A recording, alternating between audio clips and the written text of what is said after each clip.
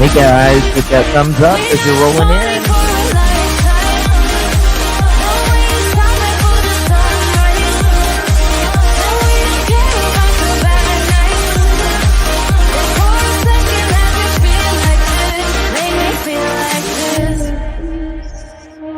Young blood made of gold, a mind you can't control.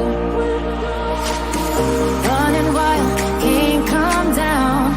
My head is in the clouds. Gotta keep this feeling, keep on breathing, even if we're slipping away. So I close my eyes and lose myself now. Do it like it's only today. We gotta party for a lifetime. No, we ain't stopping for the sunrise. No, we don't care about the bad nights. For a second, make me feel like this. Make me feel like this.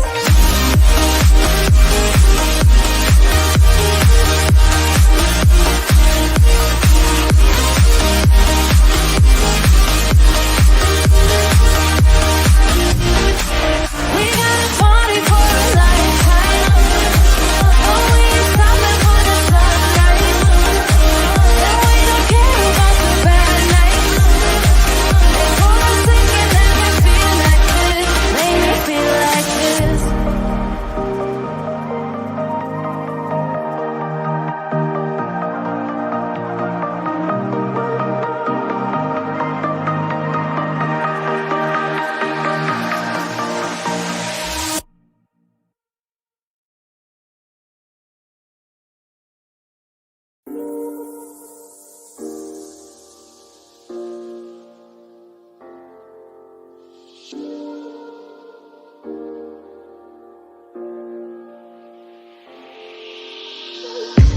I'm on my last straw. Hello my pearls. And I'm woken up. I'm done feeding your lies. I've had enough. I can't run your place in this faulty game. And all the words you speak mean nothing more to me. 'Cause let's start over now. Rewind. And I won't let you go. I need you by my side.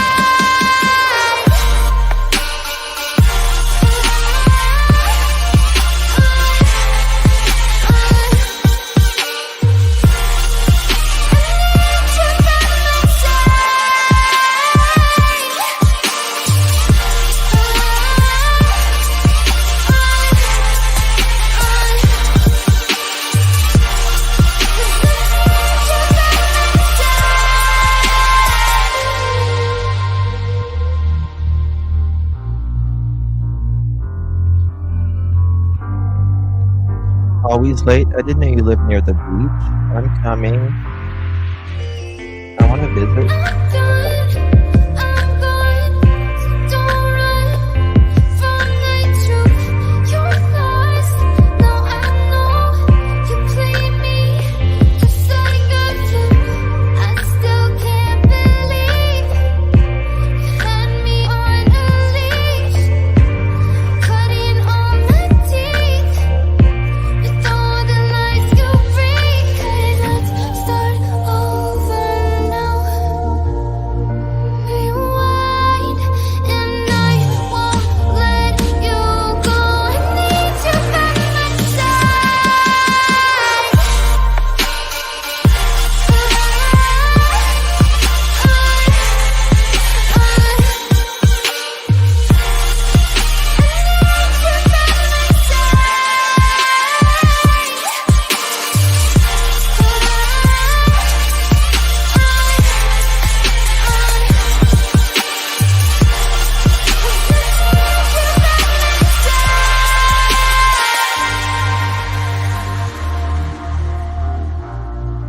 Oh, that's cute, Drew.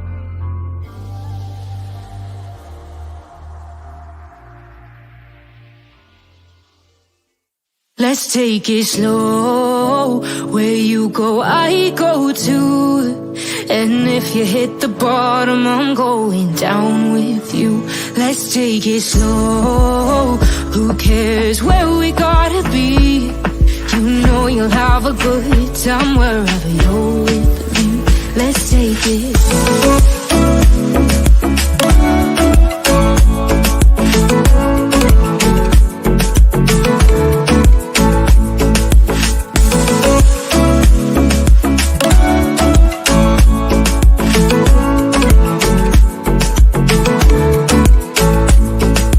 Ask me how we got here, 'cause you don't know how. You say we're taking on water, yeah, we're sinking now.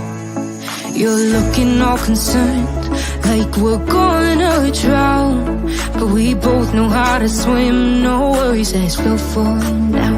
Let's take it slow. Where you go, I go too. And if you hit the bottom, I'm going down with you. Let's take it slow. Who cares where we gotta be? You know you'll have a good time wherever you're with me. Let's take it slow.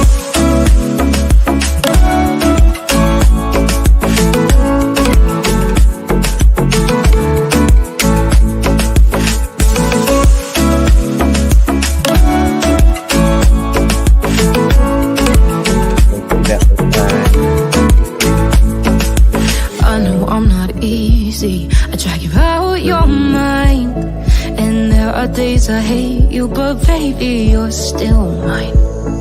And then we have the best times, no matter what we do. And even when we don't, there's nobody I'd rather choose. Let's take it slow.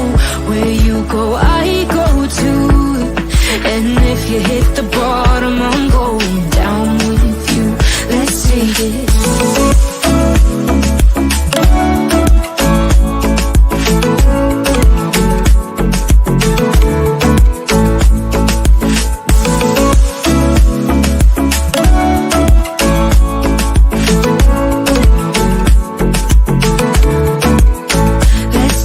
Slow.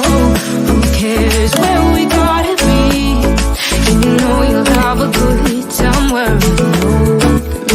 Let's take it slow. Where you go, I go too. And if you hit the bottom, I'm going down with you. Let's take it slow. Who cares where we gotta be? You know you'll have a good time wherever you're with me.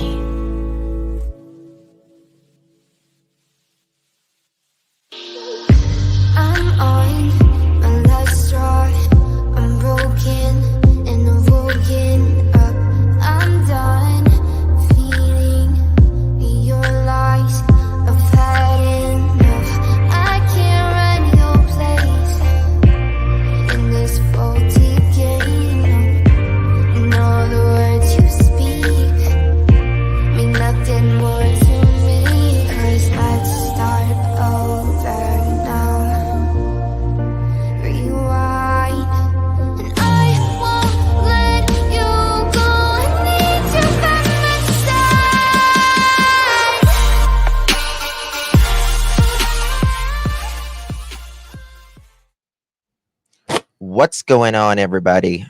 I did that for you, Cher. I tell Mark I did that for him. Hello, everyone. Good to see you. Thank you so much for joining me. Really do appreciate your time. Today is July 23rd, 2024, 7:35 p.m. on the East Coast of the United States. Thank you all so much for joining. Really do appreciate it. Apologize, I had to switch the time around. Had something I had to do a little bit ago, and then I had a 30-minute conference call I had to do, and it was just so. Anyway, we're here. Good to see you all. Thank you all. You guys are the sweetest human beings in the world. Very fortunate. So, yeah, lots of things we are covering right now. One, we have been uh, covering the case out of California. Thankfully, 15-year-old Allison was found, Allison Chow, and I hope things get worked out with her. I really do. Um, that if you was live earlier and watched our live earlier, we watched a video where she recorded her when the cops came to her dad's house. Her parents are they're getting a divorce right now, and it's just it's a really sad circumstance. She it feels like she felt like there was no other way out other than to run away. um so I just pray, they say mom wanted to put her allegedly in some type of hospital. So I don't know. I don't know. I think the mom should have spoken up and said a little bit more about their circumstance, about why she may have been wanting to run away. And that's exactly, Patty, it's really hard. It's really hard. Divorce is hard, right? Especially if you have kids. Really, really hard. Thank you, mom. First, always appreciate it. So, we are going to be speaking about Sebastian Rogers, Summer Wells, and Baby Lisa. Baby Lisa is from, it's been a while back, and she has still not been found to this very day. And that is a story that I want to speak about. But I thought we could go over these cases. I was on share. I I didn't text you. I didn't text you. Um, I was on Chair's panel last night, right? And DCF is now involved. Okay, thank you, Juanita. They were going to do a press conference, and I was going to stream that press conference. But they did it 30 minutes early, so that was something. But last night I was live on Cher's channel with a bunch of different creators, and I went to wash my face, uh, and I was in the bathroom, kind of washing my face. It was really late in the night, and I dropped my phone in the sink. Womp womp womp womp womp. So thankfully, it's still working. Thankfully, it's still working. But that was a whole mess. Whole mess. Uh, you missed it. You was sleeping by 8 o'clock. Well, this was like 2 o'clock in the morning, something like that. So I didn't want her to think I didn't even message her this morning. I apologize for that. That's exactly what I did. I put that little baby in some rice. Um, so, well, mine is supposed to be waterproof, I think, but it not around the charger apparently. So, if you want to watch the press conference, we can watch the press conference. Sure, absolutely. Uh, it's probably going to be a you're probably going to be here for a little while. Um, the press conference was painful to watch. Put a 1 if you watched the press conference. Put a 2 if you didn't watch the press conference. And let me know. You're not late. You're not late yet. 1 1 1 1 2 2 2 2 2 1 1 1.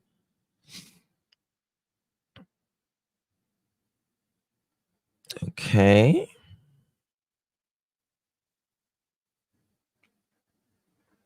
Okay, so it's pretty mixed. Pretty mixed.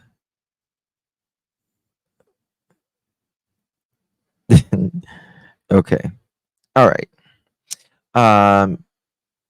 The press conference for Allison Chow. 1 if you did, 2 if you didn't. I have not watched it yet. It seems like it's about half and half, yeah. I do want to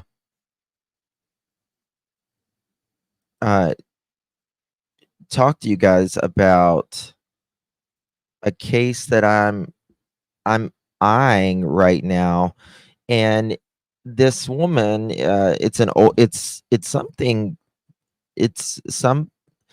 an older woman who went missing.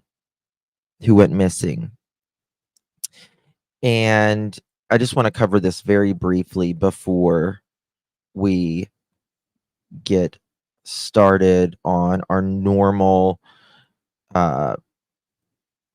topic here. Okay. So this woman right here is, she's quite elderly. She's 82-year-old. Her name is Roberta Martin, and she is from Sand Hill Road in Enosburg. Hopefully I'm pronouncing that right. Enosburg. Yeah. Okay. And she disappeared out of some very suspicious circumstances. You usually don't hear of an 82-year-old. I mean, a lot of times people will go, Vermont is the state. And anyway, she's 82 years old, and they were searching for, and Thursday afternoon crews were looking in all different areas, right? Let me find the word I'm looking for. So she's 5'1", 115 pounds. She had white hair, brown eyes, and let's see here. Vermont State Police reported finding human remains they believe to be 82-year-old woman out of, I'll just say Vermont, who disappeared last week under suspicious circumstances. In a press release Sunday night, police stated they discovered human remains at 11 a.m. that day while searching for Roberta Martin in a wooded area off Sand Hill Road in Enosburg. Sand Hill Road intersects with Butternut Hollow Road, where Martin lived. She had lived there the past 24 years, according to police. As Crime Online previously reported, Martin vanished on Wednesday from her home on the Butternut Hollow Road. Neighbors checked on her just before noon and found she was nowhere to be found. The last time Martin's family heard from her was Tuesday evening. And here is a little thing. They haven't made any arrest or anything. This morning, Vermont State Police want you to keep an eye out for an 82-year-old woman from Enosburg. Roberta Martin was last seen Tuesday near her home on Butternut Hollow Road. Family members tell police they last spoke to her late Tuesday night. Last night, her neighbors went to check on her and she wasn't home. VSP troopers, detectives, and their special teams from their K-9 unit and unmanned aircraft systems program were searching in the area around Martin's home for hours yesterday. They say she is likely walking and they are concerned for her welfare. So far, we've covered a decent amount of ground, including her property and some of the adjoining properties. And we're just going to keep searching that area, gridding it off, and trying to keep track of everything in the process, talking to as many neighbors as we can, and spreading the word and getting the information out there. For her to wander off like this is very strange. She would never go further than the corner down there or the corner here. This is her picture. Take a good look. If you have any information, call State Police in St. Albans. That number is on your screen now. Martin is described as 5'1" with white hair and brown eyes. So I'm trying to find out a little bit more about that. They're saying she disappeared under suspicious circumstances. Did someone take, did someone, even family, friend, someone that knows she has money, who knows, it could be she just wandered off, don't really know at this point, but I just want to let you know that I'm kind of keeping an eye out on that case currently. It's something we don't normally really see very often. So wanted to kind of compare some cases here. It doesn't say, Shannon, doesn't say. I've been taking care of my dad since my mom died. Oh, bless your heart, Holly. That's hard. It's difficult. It's very difficult. But they did find her, but they didn't say, yeah, yep, they're going to need an autopsy. Yeah. So we'll just kind of have to wait and see, was she just out walking? At her age, she couldn't walk very far. You wouldn't think so. You wouldn't think so, right? They didn't mention dementia or anything like that. So just kind of interesting. All right. Does any of you remember baby Lisa? Baby Lisa was a baby whenever she went missing.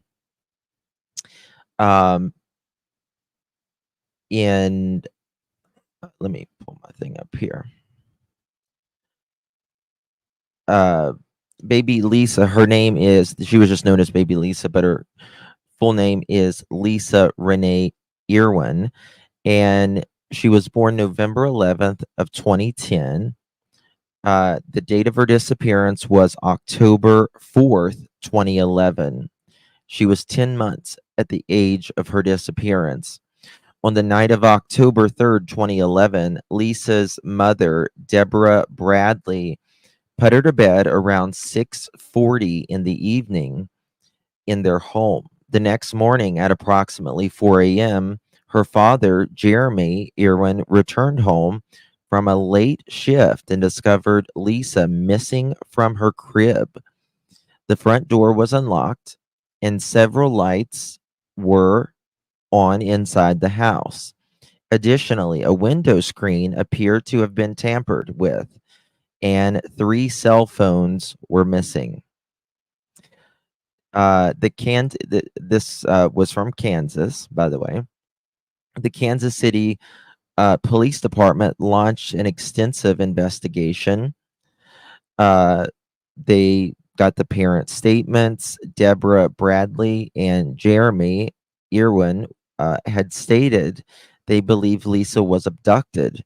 Bradley admitted, Lisa's mother, to drinking alcohol the night before Lisa's disappearance and expressed concern that this might be used against her. Cadaver dogs alert. During a search of the home, a cadaver dog indicated the scent of a deceased human in Bradley's bedroom near the bed. However, no physical evidence was found to support this finding.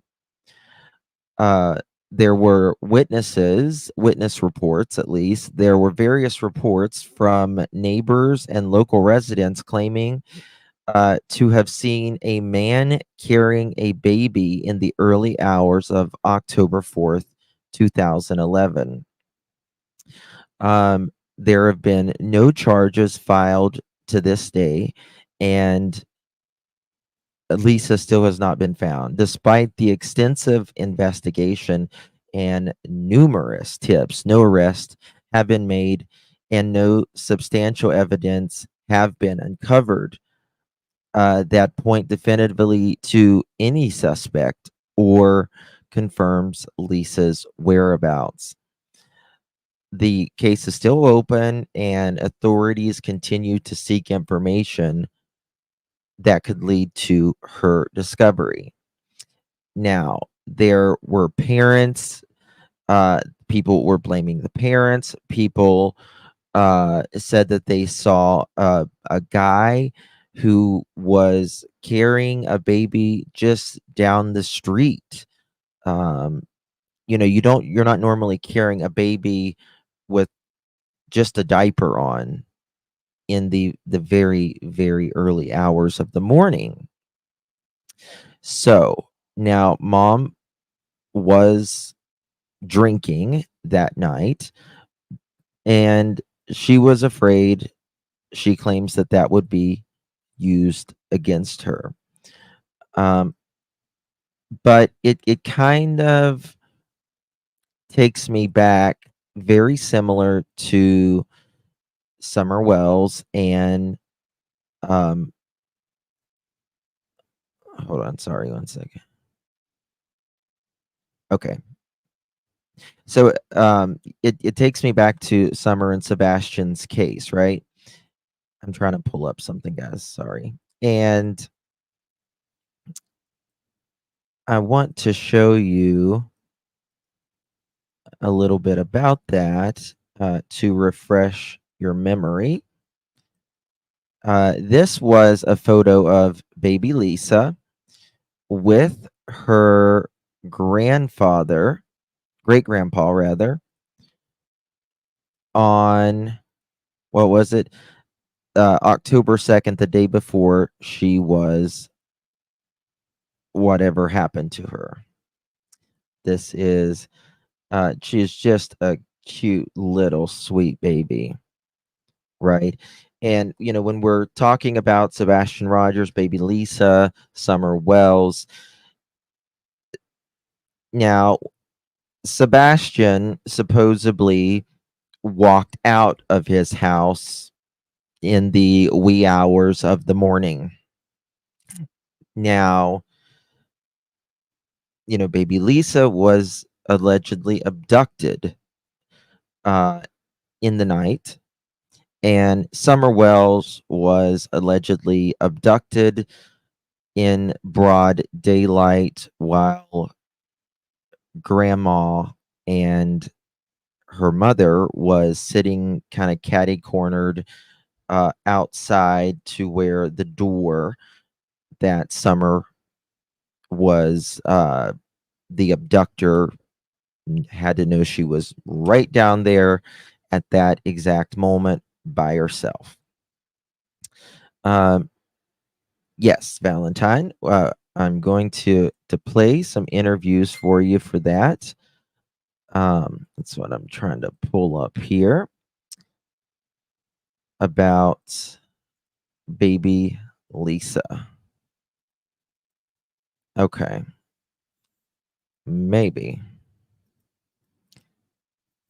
Here, I'm going to play, I'll play this one. And then we'll get to the other one. Because I can find this one right now. Is missing. She is not in her crib asleep where she should be. Well, she's got to be here somewhere. And how did she get out of the crib? It's a little low. All hell broke loose.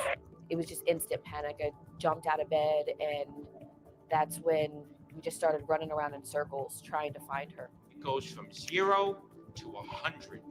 Their adrenaline spikes through the roof where they're yelling, looking for Lisa. We immediately knew something wasn't right. We knew she didn't crawl out and wander around somewhere in the house. We're panicking. We're looking everywhere for her, and we can't find her. We realized the window's broken. We realized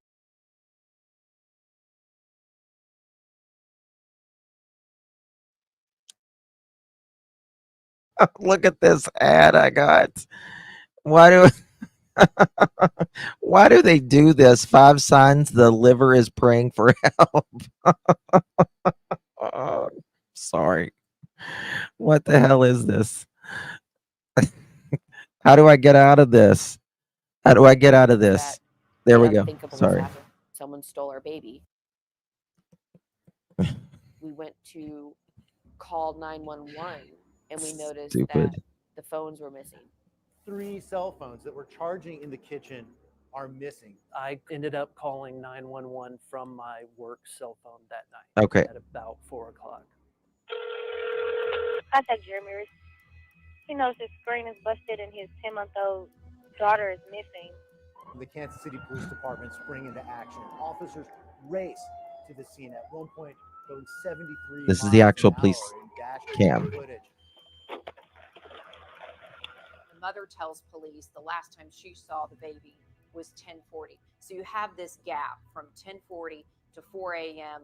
when the dad comes home. It's like, what happened to Lisa in that gap? It's been pure hell. It's literally.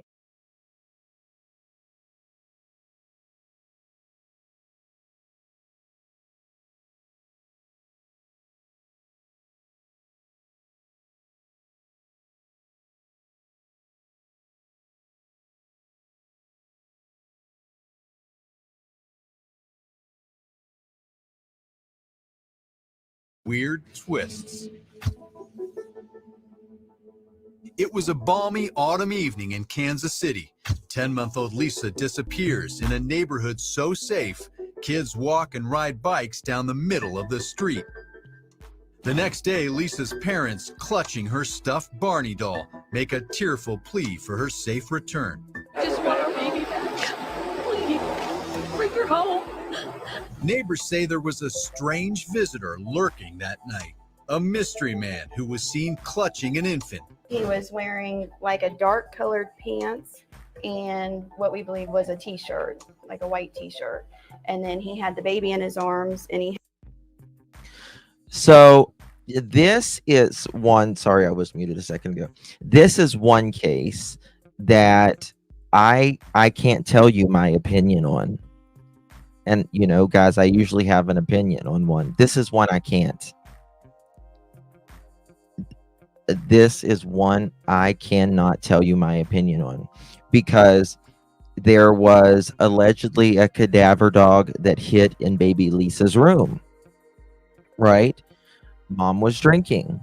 It's kind of two things. But also, there are this lady right here is saying that she saw a man carrying a child in the middle of the night. He had the baby's head kind of like this. Cops conducted a massive search with police dogs, cops on horseback, and hundreds of officers on foot. They even climbed into manholes. They didn't find her. Then, firefighters and police raided this abandoned house, removing the deck and lowering a firefighter into a dried-up well. I never knew there was a deck there, to be honest with you. The firefighters were hosed down afterwards, but no luck. Lisa wasn't there. Where was she? She's such a good baby, and if you pick her up when she's sleeping, she'll cuddle with you, and I mean, she won't cry. As the search intensifies, Deborah soon finds herself under the police microscope. Crime scene investigators removed dozens of bags full of evidence. So again, the family was under fire. Dad was at work. Mom was at home with the lights were on in the house. 3 phones were missing. And no baby Lisa to this very day. From the house, in the piles of evidence, they find a receipt for this grocery store. That leads cops to the store's surveillance video showing Deborah buying paper plates, napkins, and boxed wine just hours before Lisa vanished. Deborah later admits she was drunk and may have blacked out. 3 days later, Deborah and husband Jeremy clam up, saying the cops bullied them too much. The mother and father decided to quit cooperating with the police. Deborah quickly changed her mind and said she understood why cops focused on her. Yes, but it's their job. They this is what they do. They have, unfortunately, they have to look to the family in today's world. 2 weeks later, cops become more suspicious when Deborah changes her story about the last time she saw Lisa. 6:40 p.m. she now claims, not 10:30 p.m. Now, there was supposedly this window right here was supposedly slashed. Mom is at this point is telling another story, right? So let's keep as she watching. originally stated. In an affidavit for the search warrant, cops say Deborah told them she didn't search behind the house because she was afraid of what she might find. Deborah says cops told her, "We think you did it." Did you harm Lisa? Absolutely not. Deborah then volunteers to take a polygraph, but she fails. They said you failed, and I shock, just like every other the thing that I found out that doesn't make sense, or shock. It's not possible. Why do you think you failed? I don't think I failed. Despite the results of the lie detector, husband Jeremy doesn't believe Deborah has anything to do with Lisa's disappearance. I don't care. I told him I don't care. It doesn't matter. It doesn't matter at all. Then another weird twist. The parents hire Manhattan lawyer Joe Tacopina after they say police told them they consider them suspects. I think sometimes we forget who these two people are and what they're going through. And it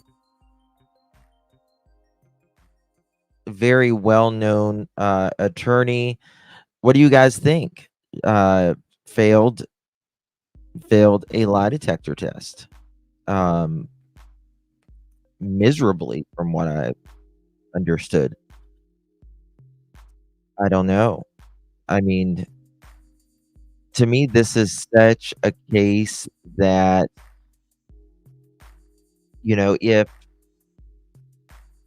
there, it's like that one neighbor who says she saw a man carrying a baby and it's cold at like 3 or 4. I don't know what time it was in the morning. And like, why would this guy be carrying a baby? gets weirder. The Irwins hire their own private investigator, paid by an anonymous donor. His name is Wild Bill Stanton, a former bouncer and bodyguard from New York City. I am a private investigator, and I have been asked to come out here and do an independent investigation. Wild Bill has baggage. The 2001 cover story for New York Magazine quotes famed PI Bo Dietl saying he couldn't find a black person in Harlem, but Wild Bill's investigation went nowhere. It's been over 4 years, and the mystery of baby Lisa is unsolved. Deborah has never been officially named as a suspect.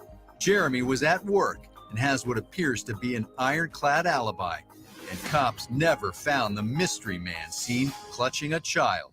The family just celebrated Lisa's 5th birthday. Strangers coming from miles around bearing gifts and good wishes. And I thought we'd support and bring her a little gift and a balloon, a little teddy bear and balloon. This age progression picture from the National Center for Missing and Exploited Children shows what Lisa might look like today if she is still alive. We can't even imagine what this family's going through. At numerous candlelight vigils, friends and family hold out hope baby Lisa is. Yes. I believe there was 2 people that saw a man carrying. Mike Thompson told ABC News that on his way home from work around 4 a.m. on October 4th, when he saw a man in a t-shirt carrying a baby at an intersection about 3 miles from the Irwin home. And then this neighbor or other lady close to the Irwin house saw a man carrying a baby. But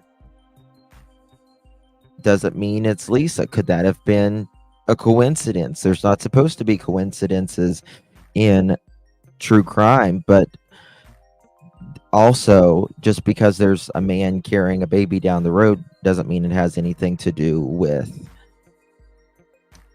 you know, baby Lisa either. So Still alive, but as the years go on, the case grows colder, and that hope is fading like the winter sun. I miss him so much.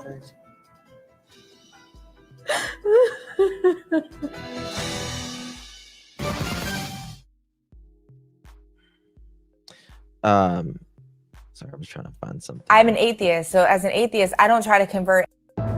These people are roaming through the woods I don't because care a if you're an psychic atheist. told them What are you to. talking about? Okay. God, I'm getting some weird stuff that some weird ads or something. I don't know what it is. All right. So again, there is some very interesting. It's a very interesting story. I want to show you this now.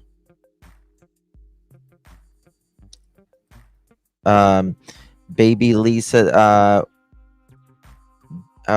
This was 2011. It's 2024, right? Somebody at a hospital, a church, Okay, this is mom. the fire department, the police station, anywhere. Mom and dad. Just please bring her home. Jeremy, as we understand, you came home in the overnight hours. What did you find at 4 a.m. when you walked in the door? When I came home from work, the front door was unlocked. Most of the lights were on in the house, and the window was in the front was open. Obviously, it's all very unusual. And then I started checking on the kids, checked on the boys first, and then we checked on her. And that's when we realized she was gone. Can you imagine, Jeremy, if there were anyone who would want to take your daughter, who'd want to harm you or hate your family? No. The only thing I can think of is, you know, maybe somebody wanted a baby and she. I hope that's what it is. What do you want to tell that person other than dropping them off? I mean, what do you want to tell them about Lisa? She's everything. She's our little girl. She's completed our family, and she means everything to my boys, and we need her home. I can't be without her.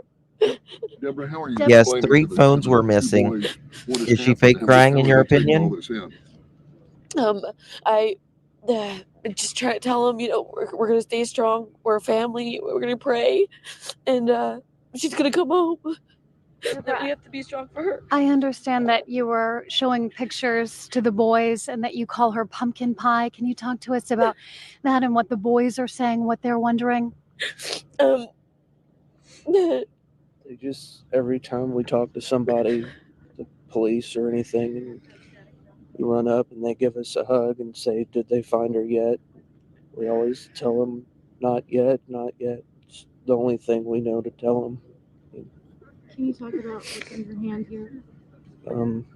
This is her Barney. I think sleeps with I think every she's really night. crying. I do. She sometimes she won't go to sleep without it, so I'd like to have her back so she can have her Barney and her family, her brothers. That's a good question. I don't know. We need her home. Did it look like anything was disturbed in her room? I mean, did anything look out of place other than her not being there? No, it's like they just walked in and just disappeared. They took her and took all of. But let me say this.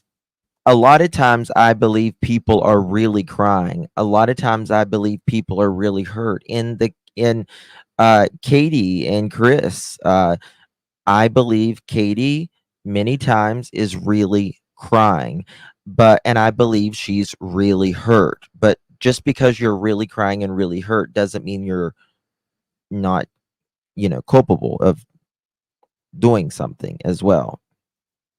of our phones, so we couldn't call anybody. They took your cell phone? Yeah, they took all the phones. They were on the couch. Sometimes you're crying because, of everything that's going on, right? Now he had absolutely nothing to do with it. He has an ironclad alibi. He was at work. Point. Stop. I mean, like, he was at work. So she was counter in the drinking. kitchen, and there was whenever we woke up, and I woke up and he came home, and he said she's not in her crib, and I said, what do you mean she's not in her crib? And I just knew, something was really wrong, and we're running around the house and we're screaming for her, and she was nowhere. And then I said, call 911, call 911, and he said, where are the phones? And they weren't on the counter where I left them. They were gone. Did the boys hear anything at all? You said you had to wake the boys. Did they not hear anything coming in the window? Or I don't think so. The window that was open is nowhere near their bedroom, so I don't think they heard anything. They're both pretty heavy sleepers. What's on the other side of that window that was left open? Is that the living room window, a bedroom? It's a computer Yes, room always where late. it's an extra living room. So As another day has passed now, how do you move forward with police being here, with your lives being? Have you had any sleep? Now, one of their neighbors was a really sketchy dude, if I recall. He was a really there was a really sketchy dude in the neighborhood. I can't remember. what you do Let me see if I can find it. We've had a couple hours, but not much. I mean, I close my eyes, I see her. I can't.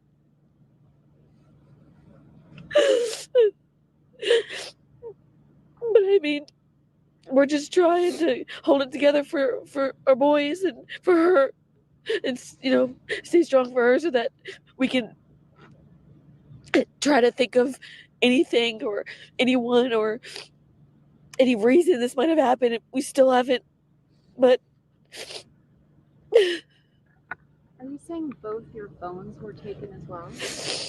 yeah, three were taken. One wasn't even working, and it was sitting up there next to the other ones. I was reprogramming all the numbers, and all three of them were gone. What else was missing from your home? Anything else? We didn't look, but Nothing I don't that think we know so. of. I don't think Nothing that we know anything. of.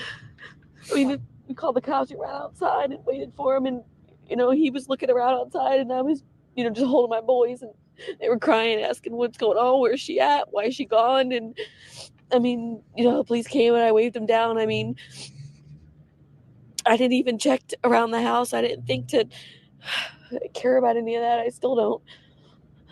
Talk to us about your last moments with Lisa. I mean, what were you doing? Just change her. I mean, There was a fresh clothes on her dumpster. and get her ready for bed. There was a dumpster fire. Let's see here. There was some type of dumpster fire. With that guy who was burning something. In May 2012, Deborah Bailey and Jerry Irwin reported that their debt card had been fraudulently used on a website that provides false birth certificates. Oh, wow. Let me just find, I'm looking for something. Give her bottle, and I made sure her binky was in her crib in case she needed it. And she sleeps with her Barney, and she sleeps with her glowworm and her blanket, and that was it. How hopeful are you that you are going to find her? I'm terrified, but I'm trying to be hopeful. you folks said that you didn't know anybody that might want to do this, but did you notice anyone that had maybe an unusual interest in your child? I know everybody loves her. I mean, I go to the store and everybody says she's beautiful, and she likes everybody. She's really playful, and she's really sweet, and she'll go to almost anyone. I mean, So I mean, anything beyond that, no. So it wouldn't surprise you that she was picked up without crying. Right. Well, yeah, You can she's pick her up in the sleeping. middle You of the can, night, I mean, move her around, and she doesn't sometimes she normally wake cries. up. It depends on how long of sleep she's had. But I mean, if you pick her up and you cuddle with her, she probably won't cry. Thank you so much. We appreciate it. No, they don't think she.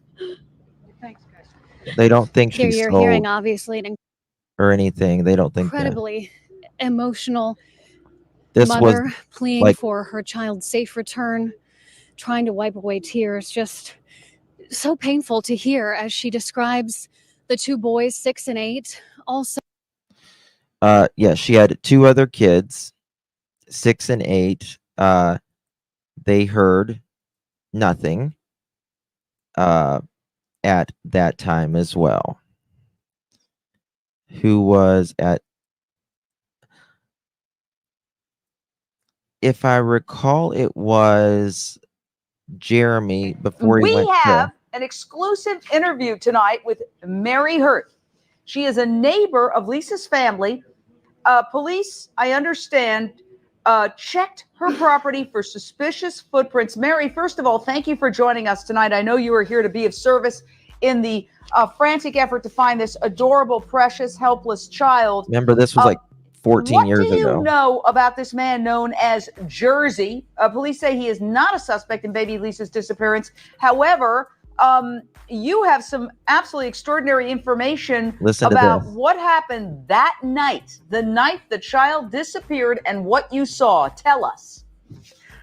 Well, Jersey did handyman work for our next door neighbor that lived obviously next door to That us. was it, yes. And he was around a lot, and we got to know him as an acquaintance, and he, talked to us on many occasions. And our neighbor told us that the night that baby went missing, the man who was seen coming up the street came and went on our property and through our next door neighbor's gate and up, we're going up towards, there's a hill that goes up towards some townhomes that are behind us.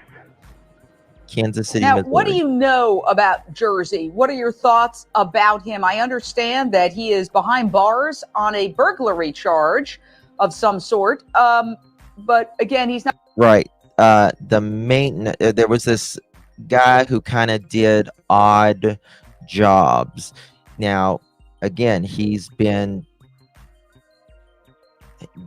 burglary and this and this and that and that, real sketchy dude. Not considered a suspect in this case, but do you have any thoughts about him, his character, his personality? Well, he definitely was suspicious and kind of shady, I would say. He kind of just comes out of nowhere. He never is specific on where he's been or where he's going.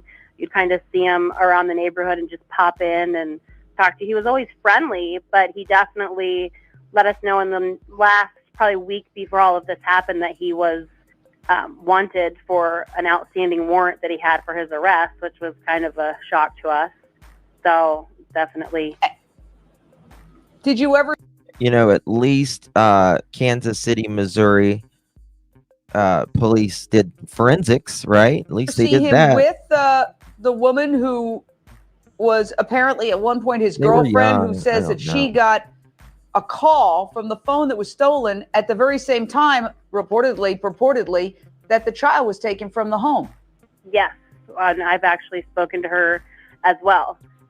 She was often at the neighbor's house hanging out with him, and the neighbor had taken her home a couple times, so she was definitely around. I definitely saw her.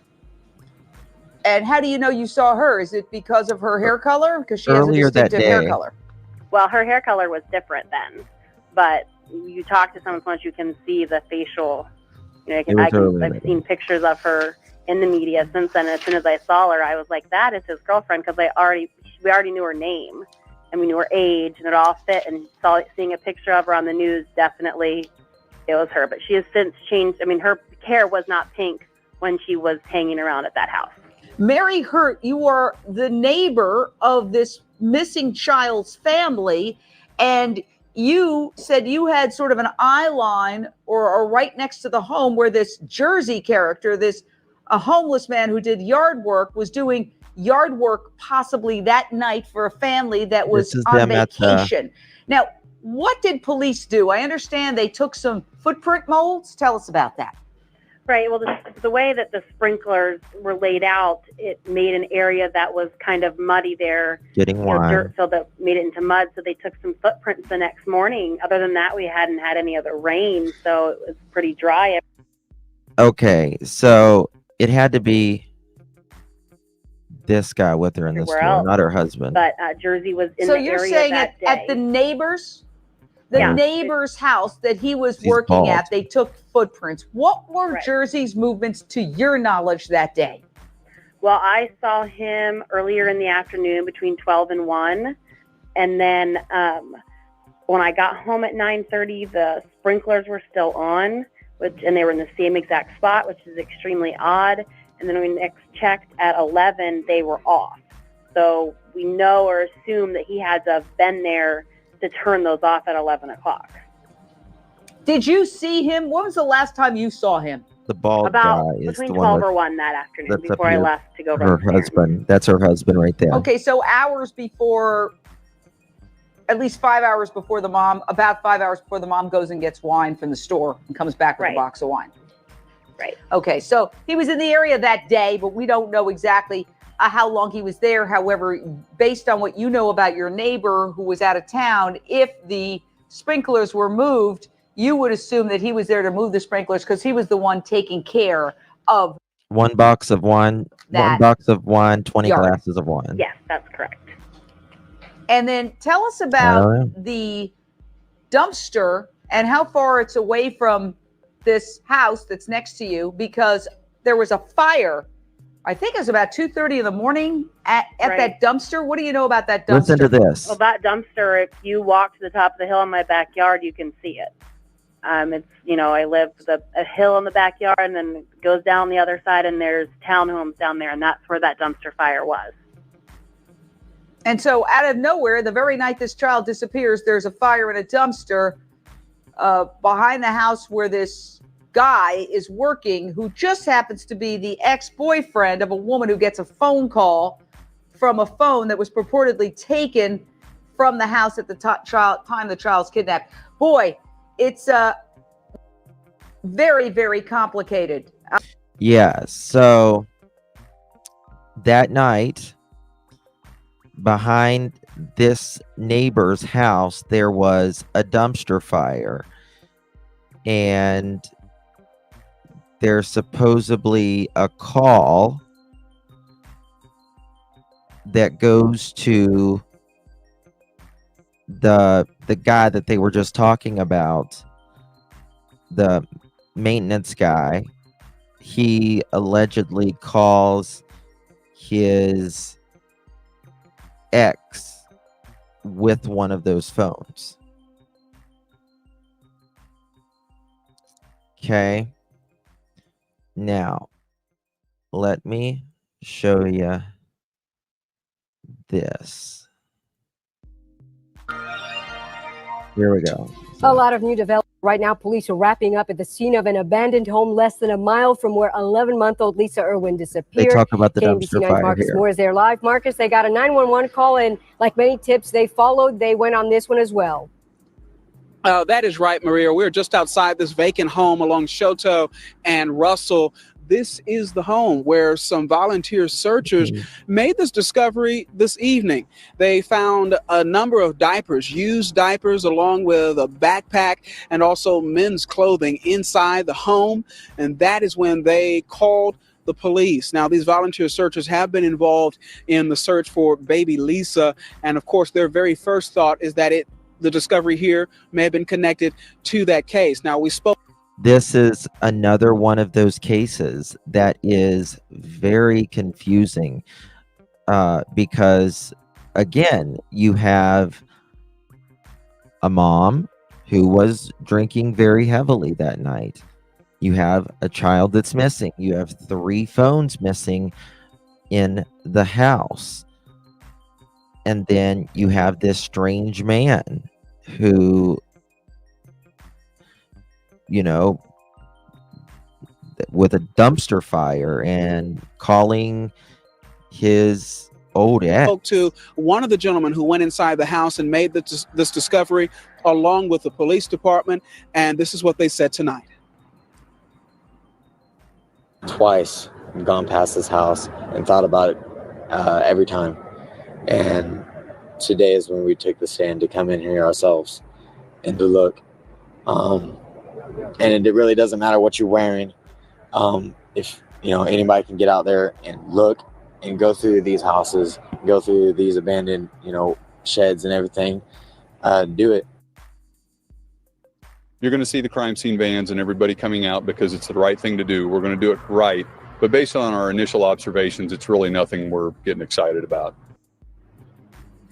And it would appear as though the police, at this point, again, early indications, they believe that this is not connected to the baby Lisa case. Mr. Young also saying that it's not uncommon to find babies' clothing inside vacant buildings here in the city.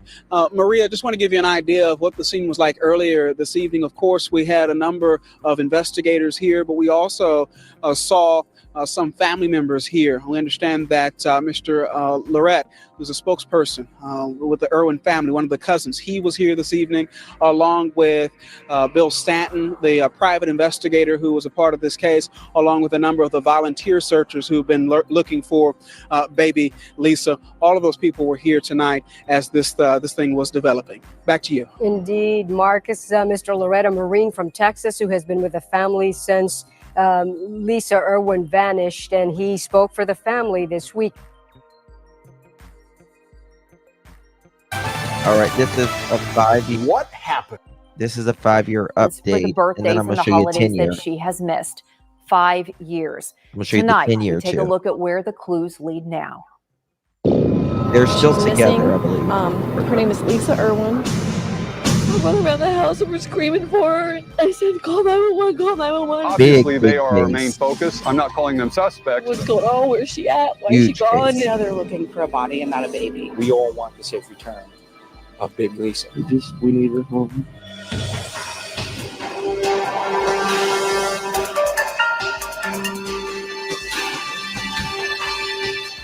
And I'm still Sorry, stuck my at age 1 dear. when she liked So partying and she was barely walking, and now she's going to be 6 and possibly in school.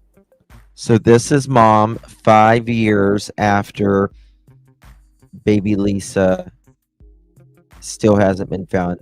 Now and after this, I'll show you a 10-year update. And we've missed out on everything. I know you guys both firmly believe Lisa is alive and Lisa is out there. Absolutely. There's not a doubt in my mind. And I'm her mom. I have my mother's intuition, and I have never once felt for a second that she is been hurt or gone. 5 years later, they still beg for information. Think of how much she deserves to be with the people that love her the most. Or think of yourself and take the money and leave town. Whatever it's going to take. They think she was kidnapped, then sold. This was not a one-person deal. There's still a $100,000 reward in the case. Here's what happened in 2011. I think now Jeremy it's like Irwin returns up to home from work around 200,000. 4 in the morning. The front door is unlocked. His daughter is missing from her crib. He Right wakes his wife and calls 911 from his work phone because the family's cell phones are reportedly missing. Published. Now, do you guys think that there was this person in the house? Remember, the lights were on. Like, all the lights were on almost in the house. Not all of them, but there was a lot of lights on in the house. Reports say those phones stayed close to the family home and were used throughout the night. The parents originally suspected someone came in through a front window Not a or big front house. door and then made their way back to Lisa's room. The phones were charging in the kitchen. Nothing else was taken. An Amber Alert was issued. Were charging in the kitchen. Right, they walk in, right? Walk in, go to Lisa's room, parents' room, and the boys' room, computer room, kitchen, living room. That's it. That's the entire house. So I think there was a screen cut out. Now, what I don't understand, this is one thing that gets me about this case, is if they came in the front door, right? Or did they get access through the window, baby Lisa's window first? But if they came through the front door, why would they why would they go out the window? Right? That doesn't make sense. You would just go out the door again. Nothing else was taken. An Amber Alert was issued, and investigators swarmed the house and neighborhood searching for little Lisa. They searched wells, combed fields, and one cadaver dog reportedly smelled something in the parents' bedroom. Try to think of anything or anyone or any reason this might have happened. It soon became obvious investigators suspected Lisa's mother. Did you fail a lie detector test? No, absolutely not. I was told I failed as a tactic, and I understand why they do that. It's still difficult to talk to them. It's difficult to hear some of their theories, and then after all that is all said and done, you still have to have a workable relationship with these guys down there at the police department. Deborah drank with the neighbor the night her daughter vanished. Yeah. That information cut both ways. Some speculated she may have accidentally killed her daughter, then hid the body. But others wondered, how could a drunk person commit the perfect crime? Well, my gut tells me, without any doubt, that somebody. Well, they're saying that the police used that as a tactic, saying that she failed.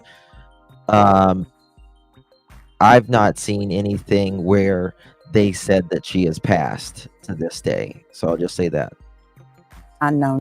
That information cut both ways. So Some speculated she may have accidentally killed her daughter, then hid the body. But others wondered, how could a drunk... That's another thing. How do you not check? And again, this is why we go back to these and kind of look at some of these cases that are unsolved.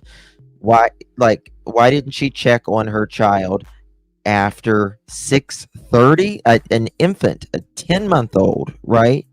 And it goes back to, Chris and Katie with Sebastian. Katie says, well, I don't check on him. He's 15. But you hear a thud. I mean, if my kids, if they're at my house and they're 64, I will check on them every night. Every single night, multiple times a night.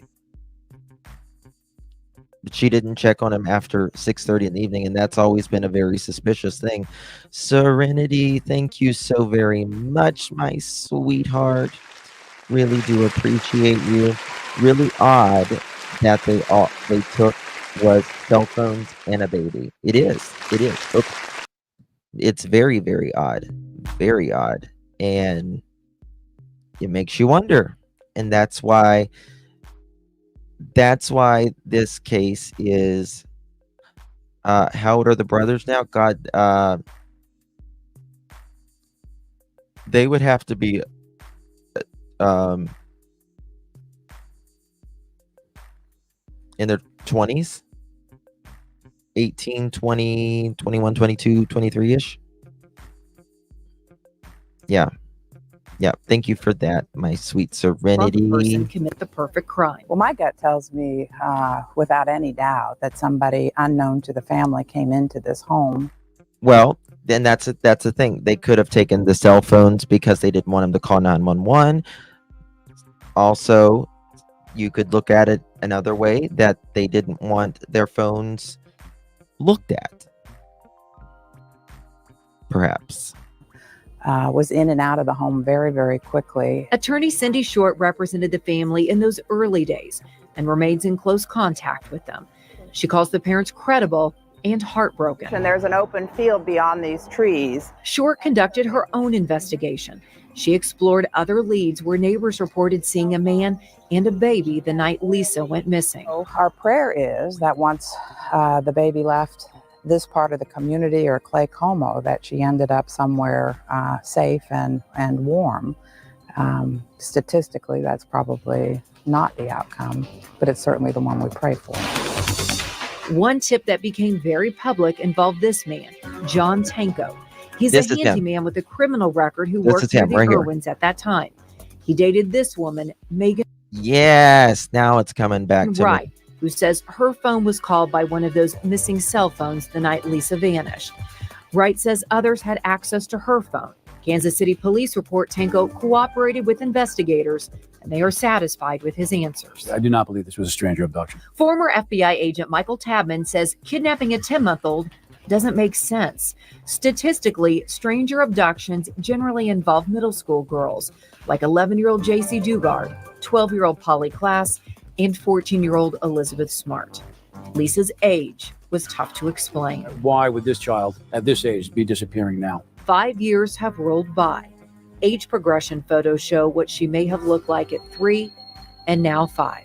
If she's out there, There's an updated one. They do it. They did a age progression at 3 and 5. They generally do it every 5 years, and there's another one. Has there been an interview with the brothers? Thank you so much, Boo Sheet. Not that I am aware of. I think it's been pretty quiet for the last several years. and she can see this,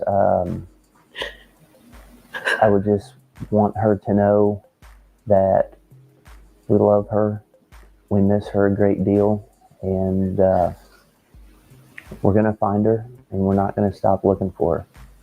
I love you, Lisa. We will get her back home where she belongs one of these.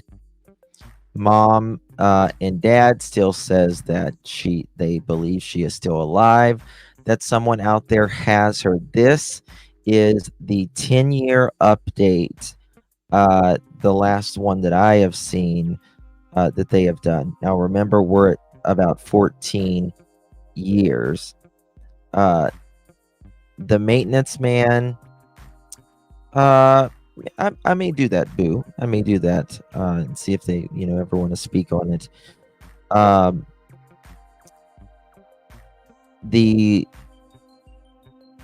This one, I just don't really have an opinion. Like in Dawn and Candace's case, and Chris and Katie's case, I have an opinion because nobody saw anything, no sense or anything, right? And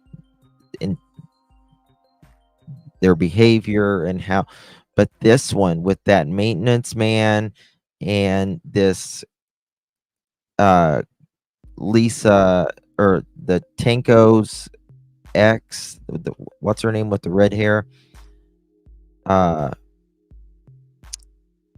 She believes her ex believes he did it. It is one of the biggest mysteries to ever rock Kansas City. Yeah, 10 years ago today, a baby was A reported huge missing. case. Lisa Irwin simply vanished, and the baby Lisa case quickly 14 became front page news across the country. Now, a that thumbs decade up, later, y'all. Lisa's parents are still together, still live in the same house, still have Lisa's crib set up in her room.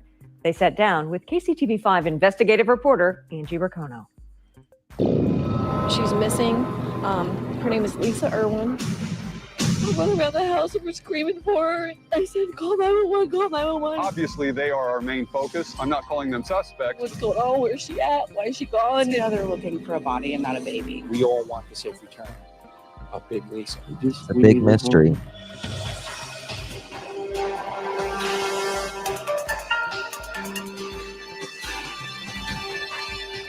Sometimes you look at this case and you're like, the parents are a little, but then you look at this neighbor or this maintenance guy, and you hear his girlfriend and the things that he has done, and you're like, oh.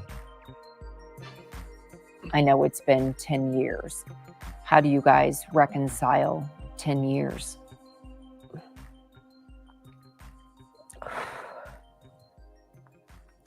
The 10 years, the 10-year anniversary. Now remember, the last one we just seen 5 years. Now we're at 10 here. It's just It's a actually reminder 14. that we've gone a decade without seeing our daughter. We don't know what she looks like. We don't know where she is. We don't know who she's with. So it just reminds me of everything that we've missed. Lisa's parents still have hope she will be found, pointing out she's now old enough to recognize herself in age progression photos. There's other new things coming into play, like she herself is. And I gotta say, the parents are still together, which is a testament. It's a testament. They are still together after all of these years. Now 11, almost 11 years old. She might find herself, she might see something on the internet or TV. Another long shot. Lisa could become curious about her heritage and do a DNA kit. They've been tested too. What are you sure of, Deborah? If the tips are right and the information we were given is right, she was sold. You believe she was sold? Absolutely. There are few clues in the disappearance. The night Lisa was taken, the family's cell phones went missing. Published reports say those phones stayed close to the family home and were used throughout the night. The parents originally suspected someone came in through a front window or front door and then made their way back to Lisa's room. The phones were charging in the kitchen. Nothing else was taken. An Amber Alert was issued, and investigators swarmed the house and neighborhood searching for little Lisa. They searched wells, combed fields, and one cadaver dog reportedly smelled something in the parents' bedroom. One tip that became very public involved this man, John Tanko. He's a handyman with a criminal record who knew the Irwins at that time. This is him. The woman he was dating Yeah. says her phone was called by one of those missing cell phones What's her the name? night Lisa vanished. Others had access to her phone. What was the red-haired name? What was her name? Kansas City police say Tanko cooperated with investigators, and they are satisfied with his answers. It's difficult not going on this long without really knowing a whole lot. Please pray for Lisa and keep looking for her. She's out there somewhere. Lisa's Megan parents have Wright. faced criticism and suspicion. Lisa's age troubled investigators. Kidnappings of babies generally involve newborns.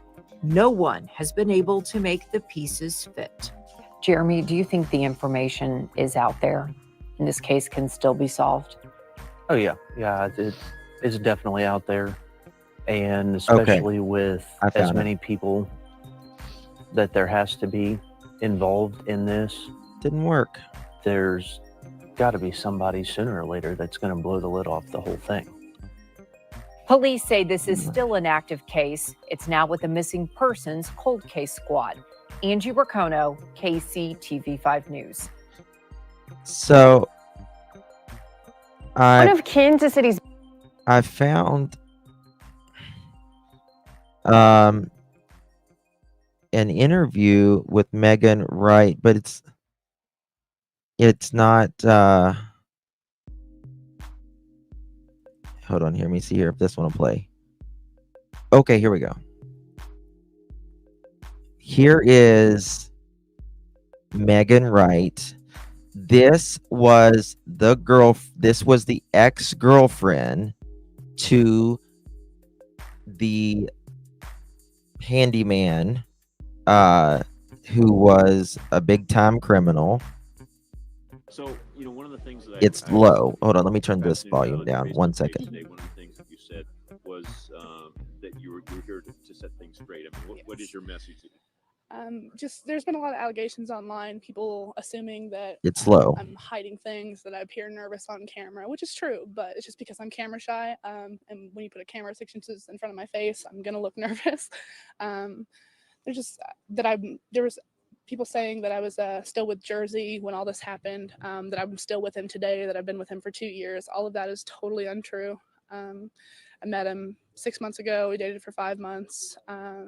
Obviously didn't end up working out. Besides that, Well, I guess the thing that struck me is you said the message that was on your Facebook page is that you were here to clear yourself. mhm. Tell me that. I absolutely have nothing to do with this. The whole reason I'm involved with this case is because I was trying to be nice and let people use my phone. People use it as a contact number for them, as a way for their friends to get a hold of them since I didn't have a phone at the time. Just trying to be nice. So tell me what happened that night. How did someone get your phone? I just set it down on the table. I told everybody that I was going downstairs with my boyfriend at the time and some friends just to watch movies and hang out. Told them if they needed it, go ahead, feel free. And I was downstairs probably from 5 o'clock that night until midnight when I was looking for my phone again. And you believe your boyfriend had the phone? No. No? My friend, or not friend, acquaintance Dane, Right. from what I'm told, is the one that had the phone the majority of the evening. So. Okay, so at the time that the mystery call came, what happened? I'm not sure. From what I was told from people that were upstairs at the time, said that Dane had the phone all night. I don't know if it was answered, if it went to voicemail, if he was on the phone at the time. Honestly, I have no clue. I don't know if he answered and talked to somebody and tried to leave or what the deal is. But you believe that this person had the phone all night? From what I was told, yes. You would have had to But without me stolen actually it. being upstairs and seeing who had my phone, it's hard for me to say. And where is this person now? I have absolutely no idea. He fell off the face of the earth from what I've been told. And have police asked you about him? They did at first, and he actually was questioned by police and FBI on the second or third visit that they came to the house to talk to me. He was there and they talked to him, but I don't know if they've had any contact with him since then or not. So have you spoken to him since that phone call came? I haven't spoken to him since the day he was questioned by police. That's the last time I really saw him. And did you ever ask him about that call? Yeah, I asked him, I badgered him about it. What did he say? He denied answering it, didn't know anything about it. He did admit to answering the phone to a detective that had called, I guess, later on that evening or the next day, and talked for 20 minutes, gave a fake name, didn't take it seriously at all, just kind of played it off like it was a huge joke. So These guys are ready to bust. So there's a channel called Lisa Irwin Archive that I just found. It's very interesting. Let me go to the videos here.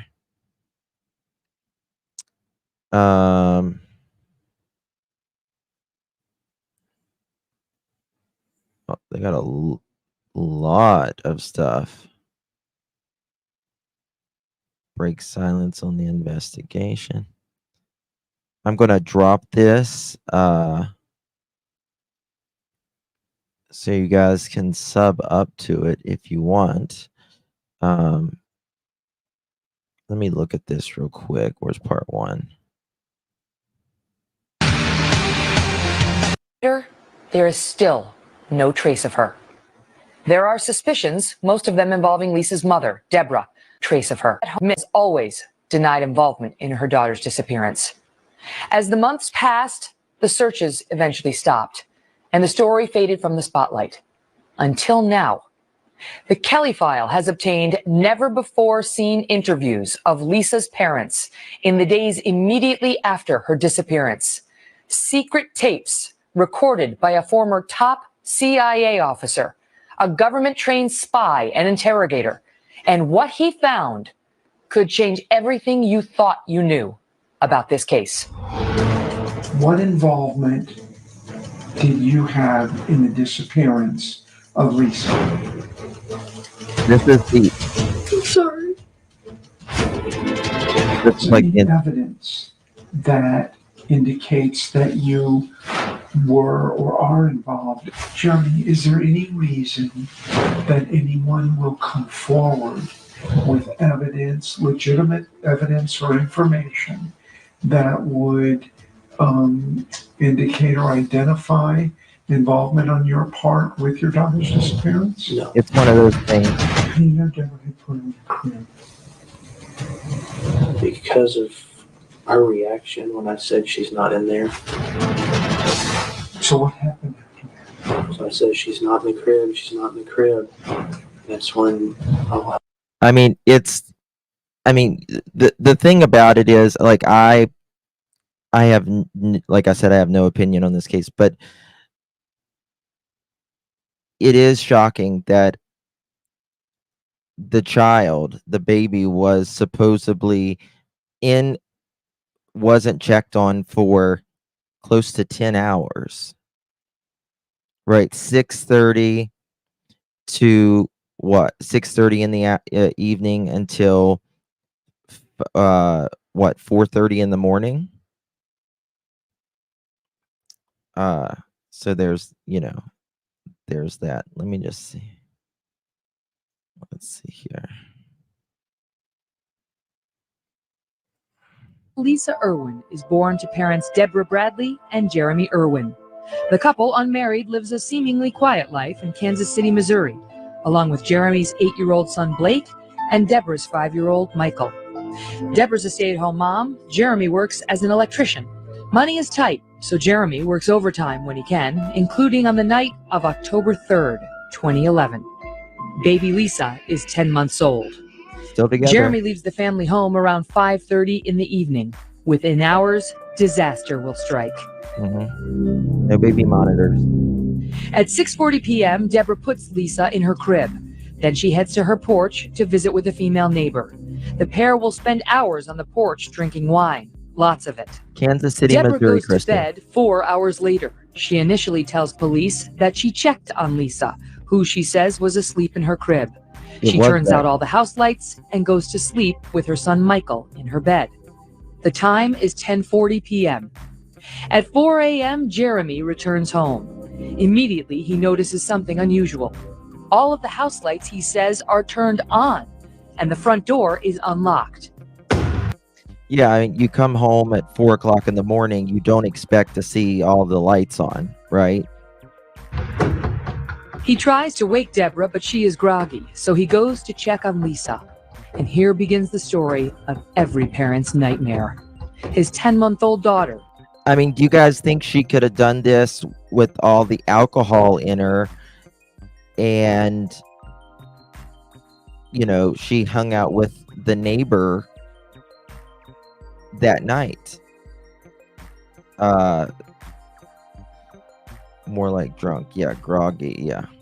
Is gone from her crib. His baby appears to have vanished. Jeremy tells Deborah. He says they both become distraught. He runs next door, banging on the neighbor's door. The neighbor answers, and he asks whether Lisa is there. He's told she's not. He returns home and says he now notices that the 3 family cell phones are missing from the kitchen. He uses his work phone to call 911. Authorities show up and begin searching for the girl. Jeremy tells police about the lights in the front door and something else he noticed. He says in their computer room down the hall from Lisa's bedroom, I don't know. the screen in the window appears to have been tampered with. Investigators search the area, but there's no sign of little Lisa. They tell the public the parents are cooperating. The next day, the story goes national when Jeremy and Deborah appear on TV to beg for Lisa's safe return. Please, bring her home. I think she was outside. If I remember correctly, she was outside with the neighbor, and she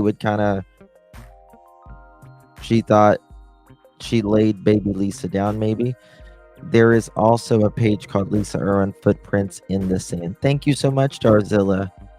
Thank you so much for that.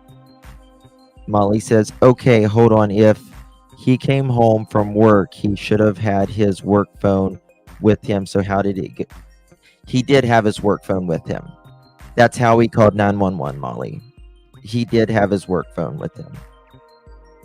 Thank you so much for that, my love. Our 2 other boys are waiting for her, please. Just drop her off anywhere. We don't care. Just somewhere safe where she can come home, please. Deborah is soon given a lie detector test. She later reveals police claimed she failed. Within days, the Kansas City police say the parents are no longer cooperating, which Deborah and Jeremy deny. 1 week after Lisa went missing, the FBI... There's a few things that strike me as very suspicious in this case with the parents.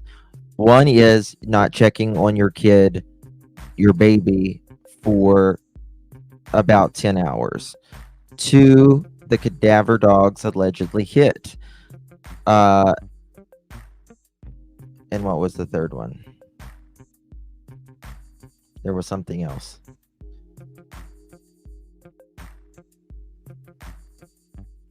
I forgot the third one. Let me think of it.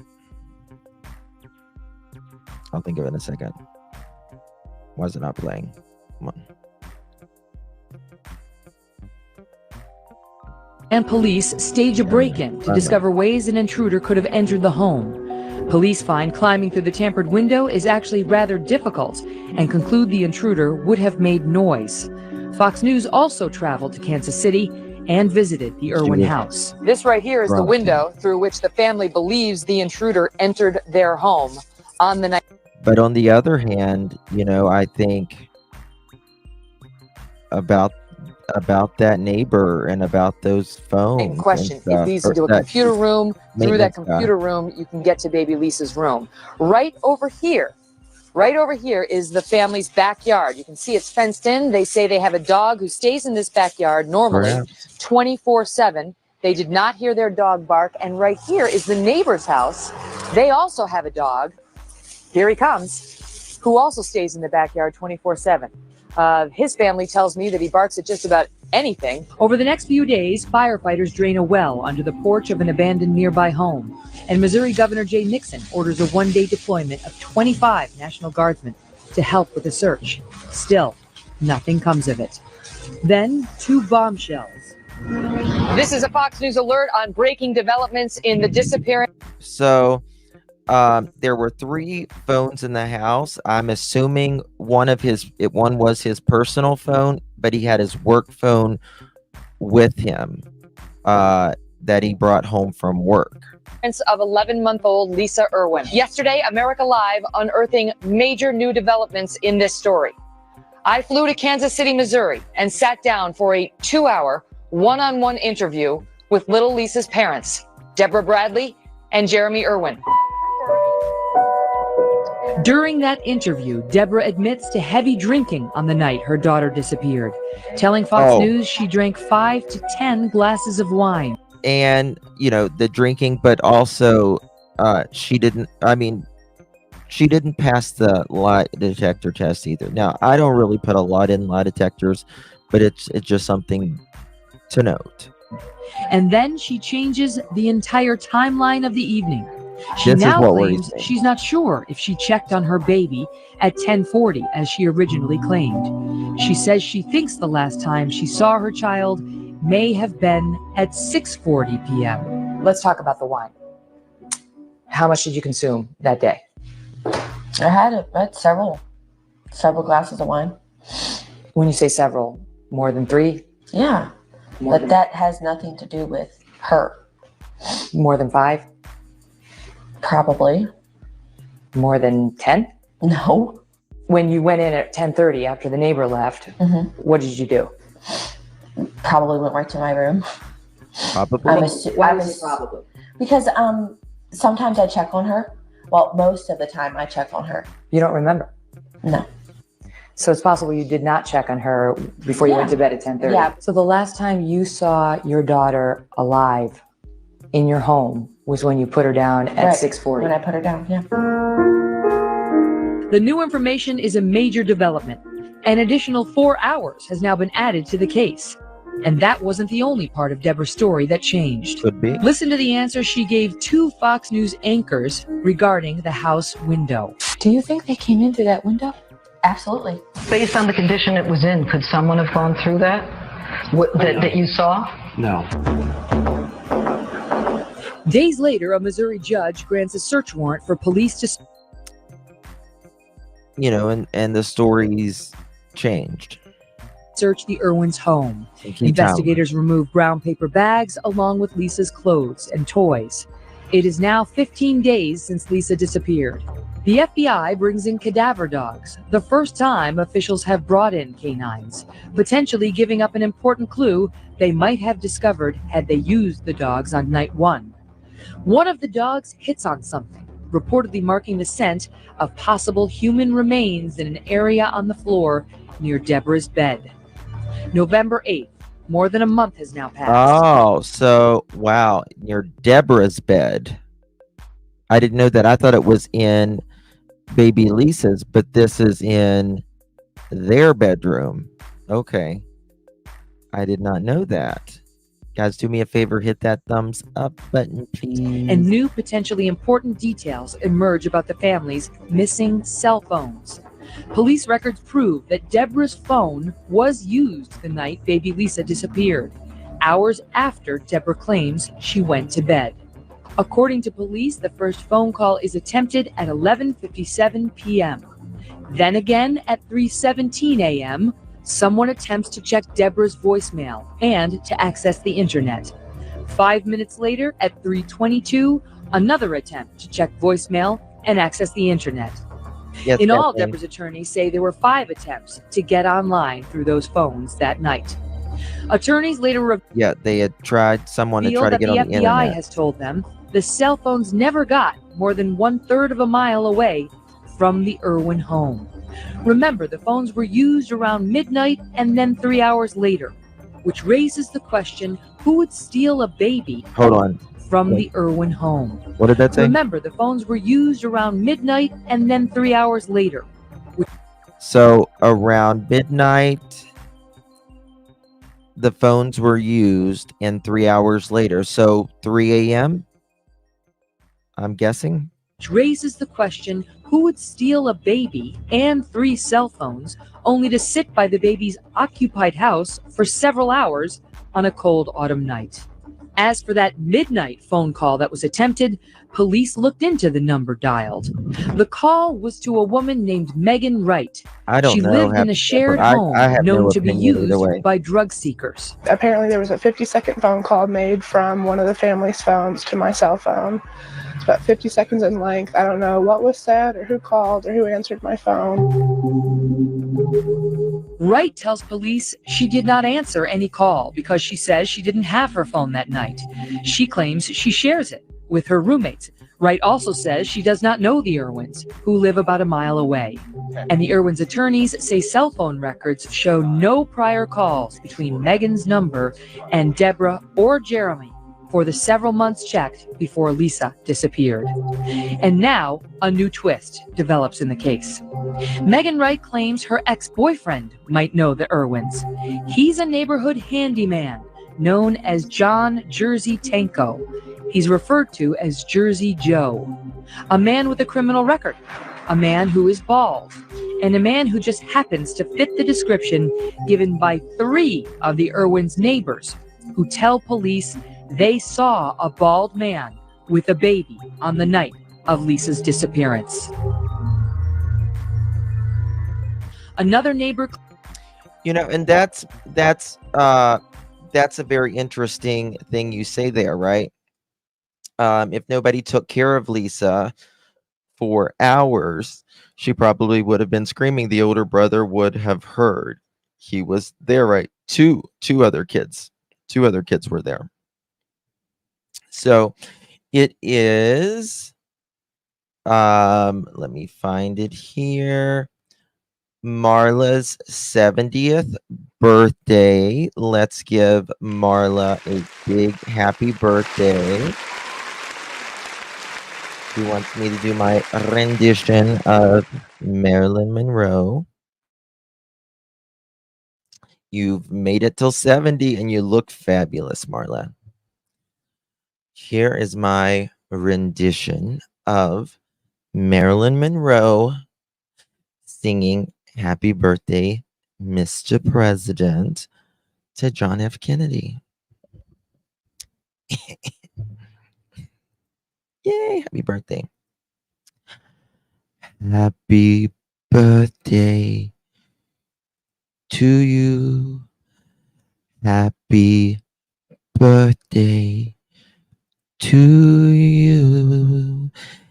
Happy birthday, dear Marla. Happy birthday to you. Happy birthday, dear Marla. You've made it to 70. Congratulations. Wishing you many, many, many more years of health, prosperity, and happiness. Yes, happy birthday. So, alcoholism is a disease, and unfortunately, during blackouts, yeah, yes, yep. So that is one case that, there, there's a big difference between a 15-year-old, right, and a 10-month-old and a 5-year-old. However, all of these children, Sebastian Rogers, Summer Wells, baby Lisa, all vanished in the night, or in Summer Wells' case, in the middle of the day. Out of all three of the cases, the one that would have to be the most, the abductor that would have had to been the most brazen to take a child, in my opinion, would have been Summer Wells.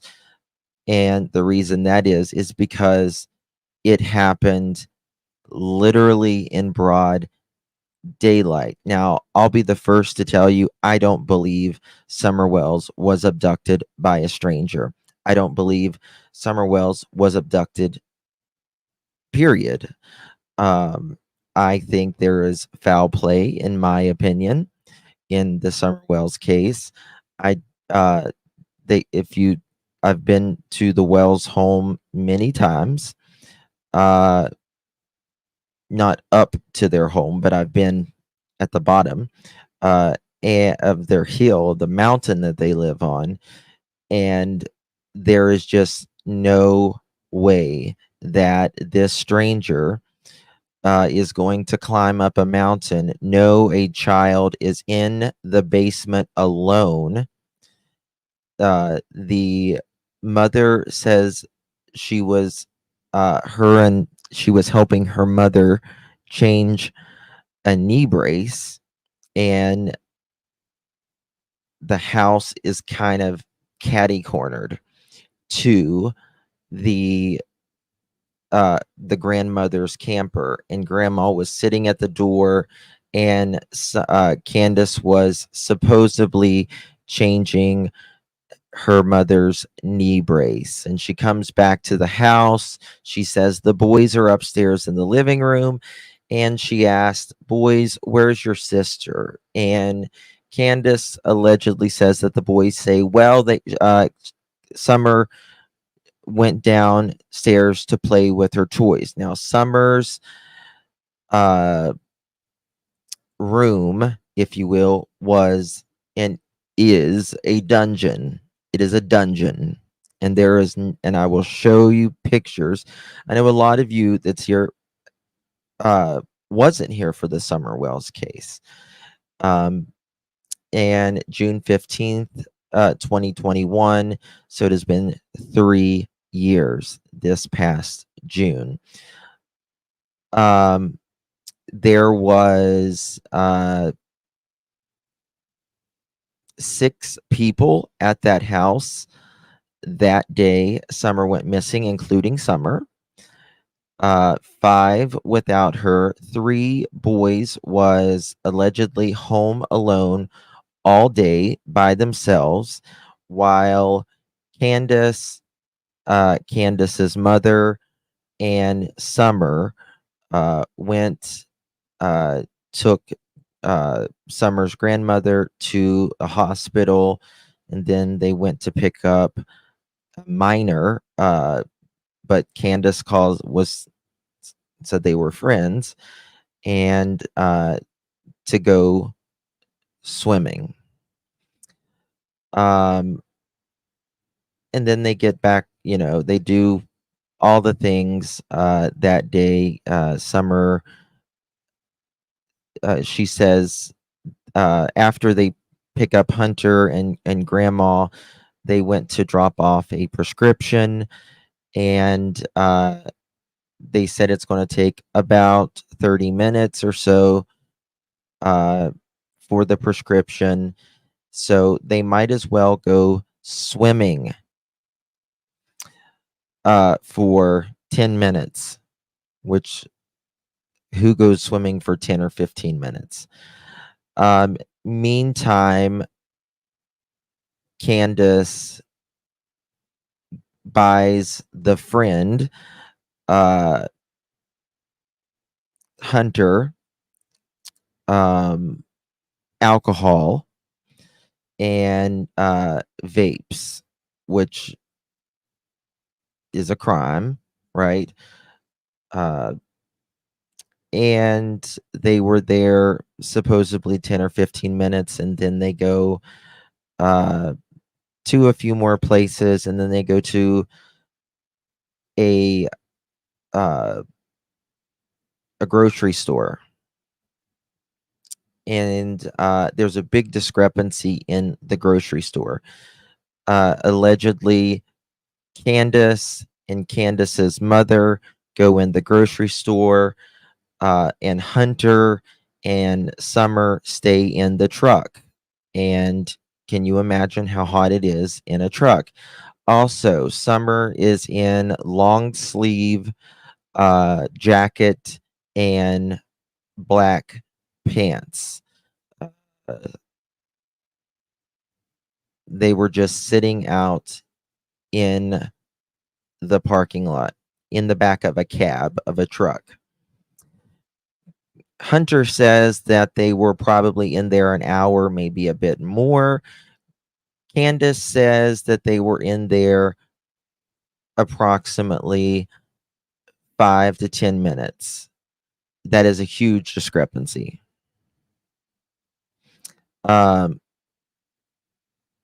Huge discrepancy.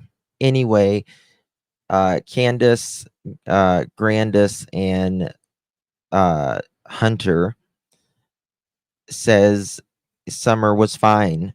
Then they drop off Hunter, and then they make their way home. Shortly before they get home, Candace takes a photo of Summer in the back of the car, leaned up against milk that they purchased.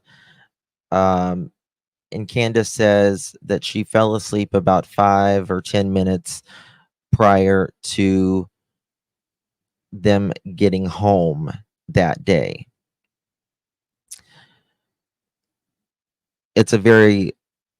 That is the last picture of Summer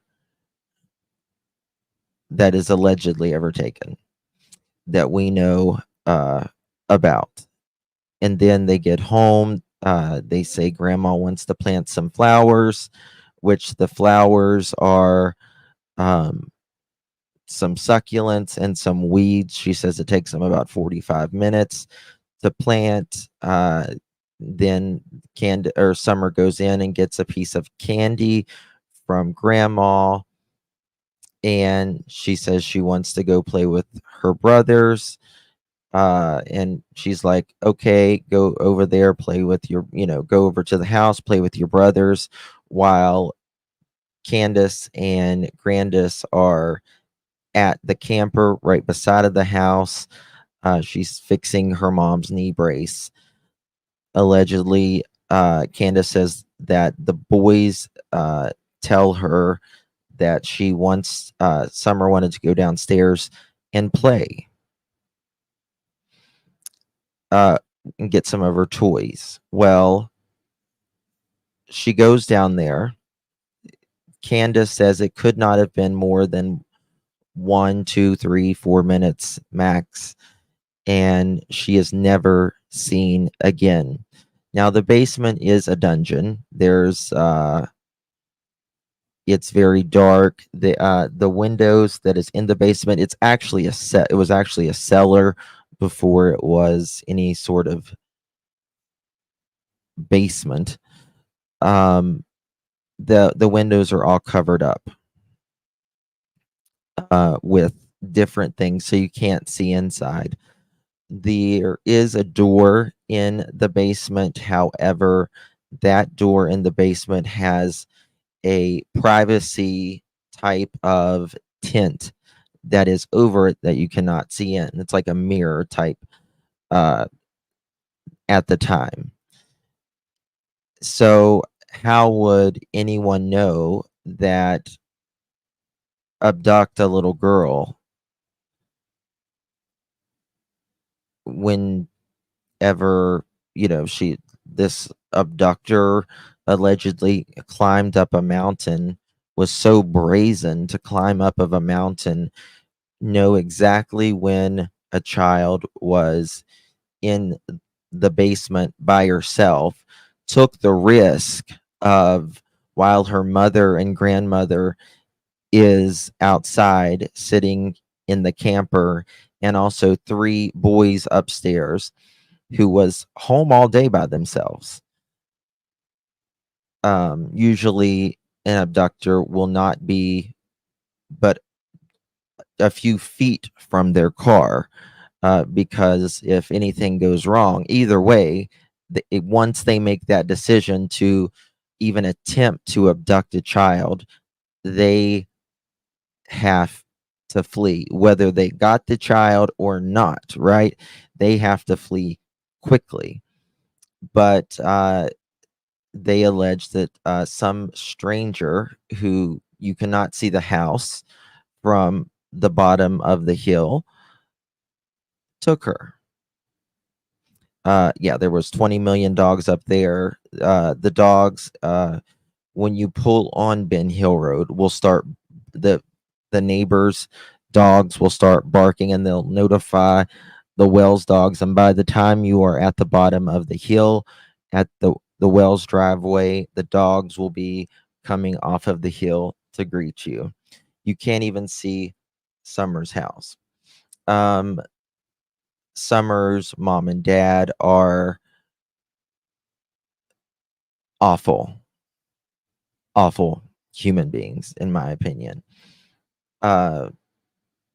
They have not done anything to attempt to search, really, from the time that Summer went missing.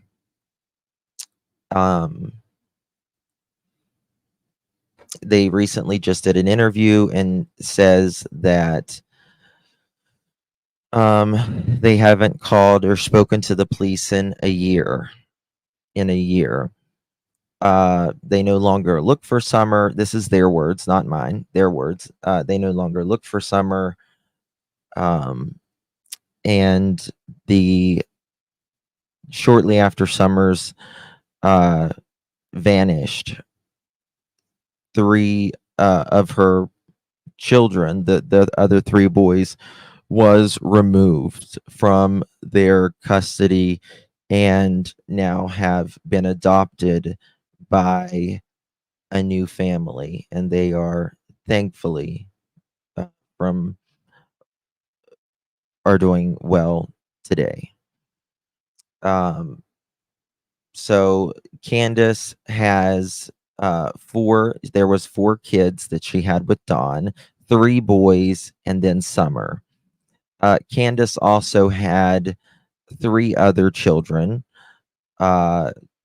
in 2 in one state, and then another child in another state. Those were removed from her at different times, in different situations as well. Candace has a total of 7 children. All have been removed from her care permanently. Don has 6 kids. He has 4 with Candace, and then he has an older son who has had trouble of his own. And then he has an older daughter as well. Don has been in and out of prison his entire life. He makes the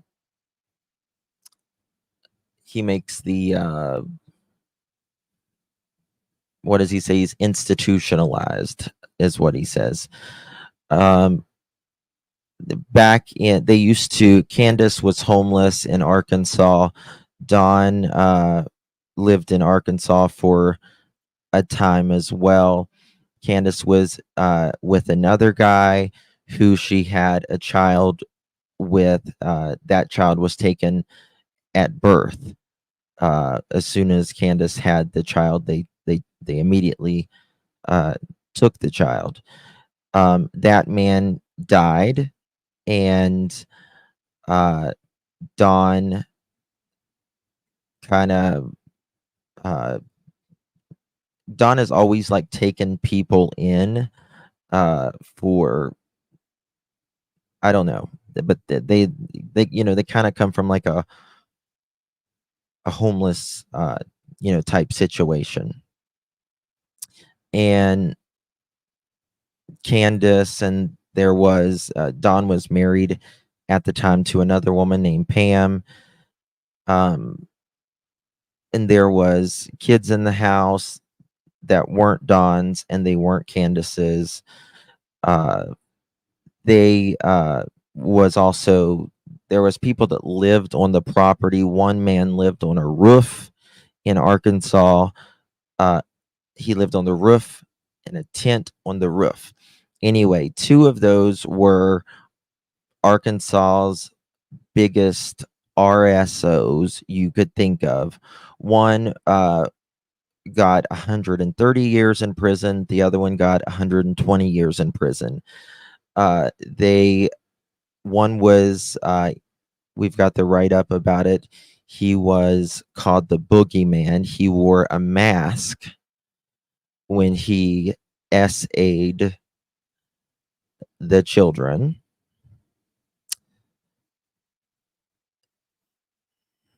It's awful. And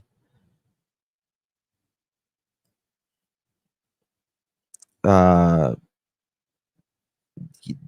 kids were scared. The kids were scared. The other man, just horrible people that Dawn and Candace have been around and surrounded themselves with. Dawn got caught for, this was before all of this happened. He knew this woman who, or he didn't know this woman. Dawn's oldest son was friends with another kid at the time. And one day the police came to, they saw Dawn outside of this person's house and he was acting suspicious, and they stop, and Dawn is, kind of really nervous. And they was asking him what he was doing, and Dawn said, "I'm just sitting here waiting for someone." And they asked how long he was waiting there, and he said about 2 hours. And so they did they frisked him and see what was up with him. They pulled out panties from his pocket, and Dawn said he was going to use those later to pleasure himself with. And he said that they were his wife's panties. And then he thought, oh, well, that's not a good idea. I don't want my wife, that I want him to call my wife and check. And then he said, he told them that he went into this stranger's house that he's never met, and went through her panties and stole her panties. And then there has been other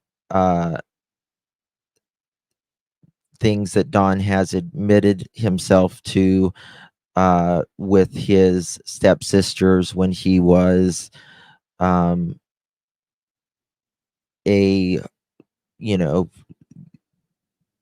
15, 16, 17, 18, and 19 years old, around those ages, that he has SA'd them. Rue, thank you so much for thank you. Appreciate you.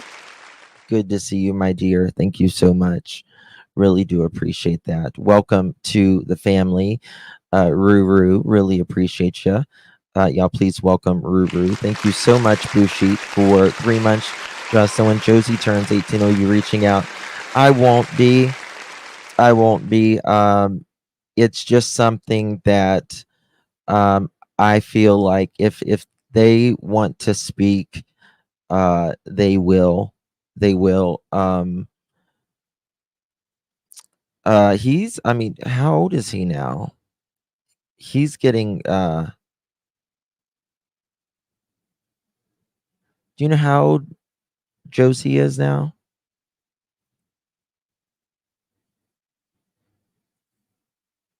No, no teenies. No, he SA'd his stepsisters, and one of the sisters' friends when they were kids claimed that Dawn messed with her as well. Yeah, 15, 16-ish, yeah. So this is Dawn today. Not today, but this was just like a few months ago. Or this was in June, when he's talking about his to give up on Summer, so we've always daughter. cooperated with police, always trying to figure out what's going on, you know. They have not always cooperated.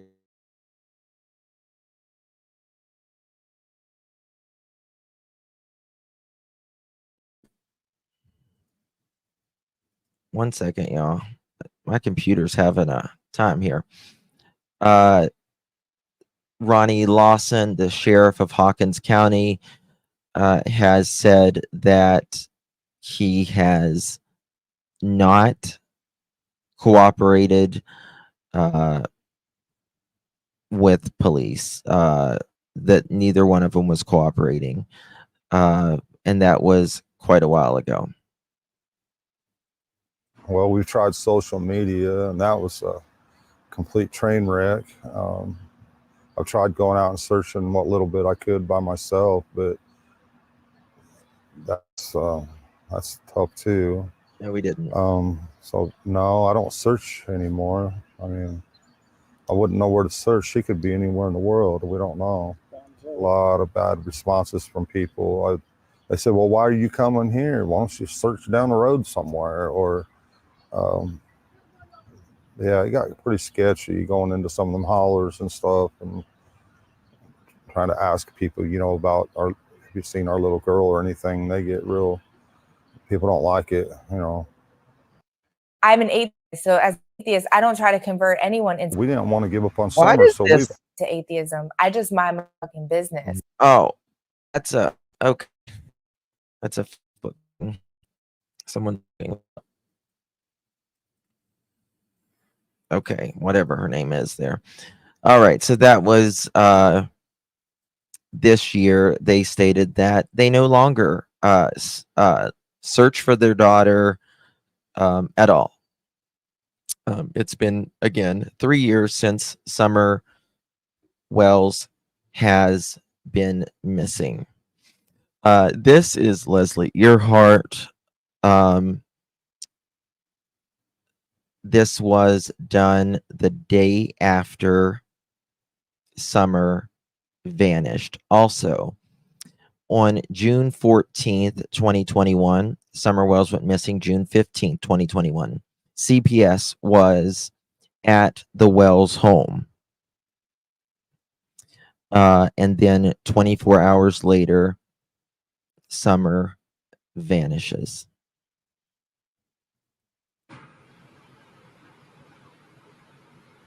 This is June 16th, 2021.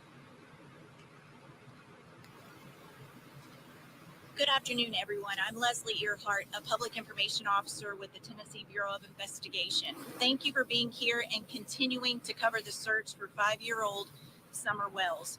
Unfortunately, we don't have any significant updates to provide as Summer is still missing. And they still have nothing 3 years later. But we did want to share the latest on the investigation and the ongoing search. As you know, she's now the subject of a statewide Amber Alert. She was last seen outside of her home in the 100 block of Ben Hill Road. Now, she was last seen outside of her home on the 100 block of Ben Hill Road.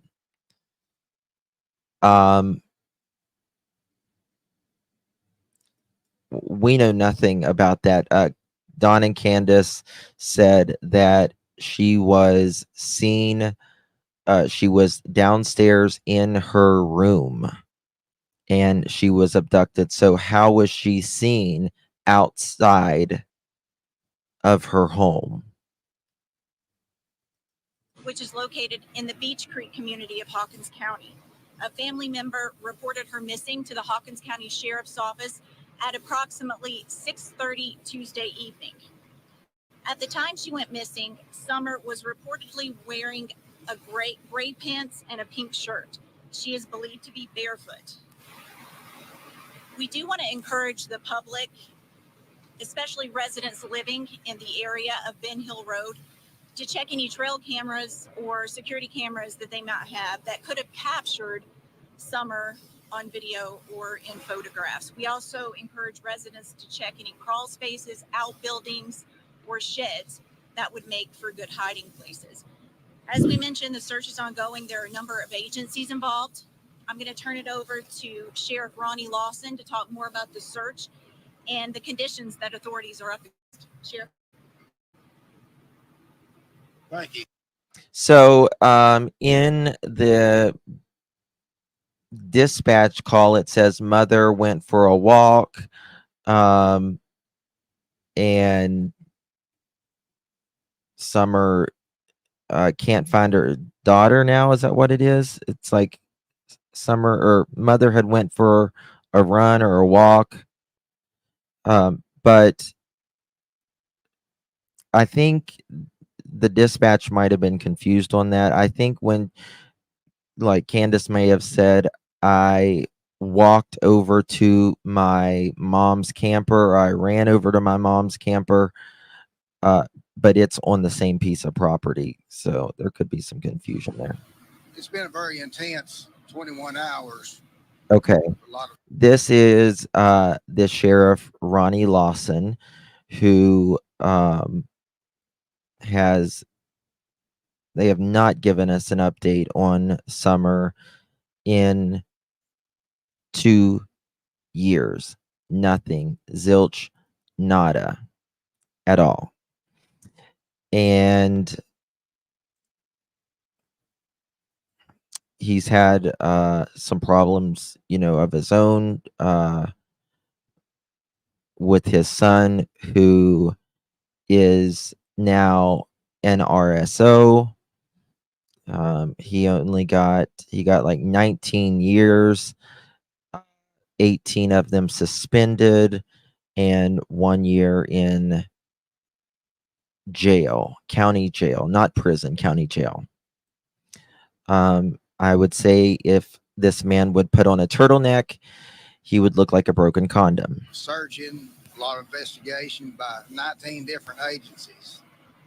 Last night, we had approximately 60 to 80 people searching in the woods, with a number of law enforcement officers doing the investigation also. Today, we've had over 100 people in the woods searching throughout the whole region.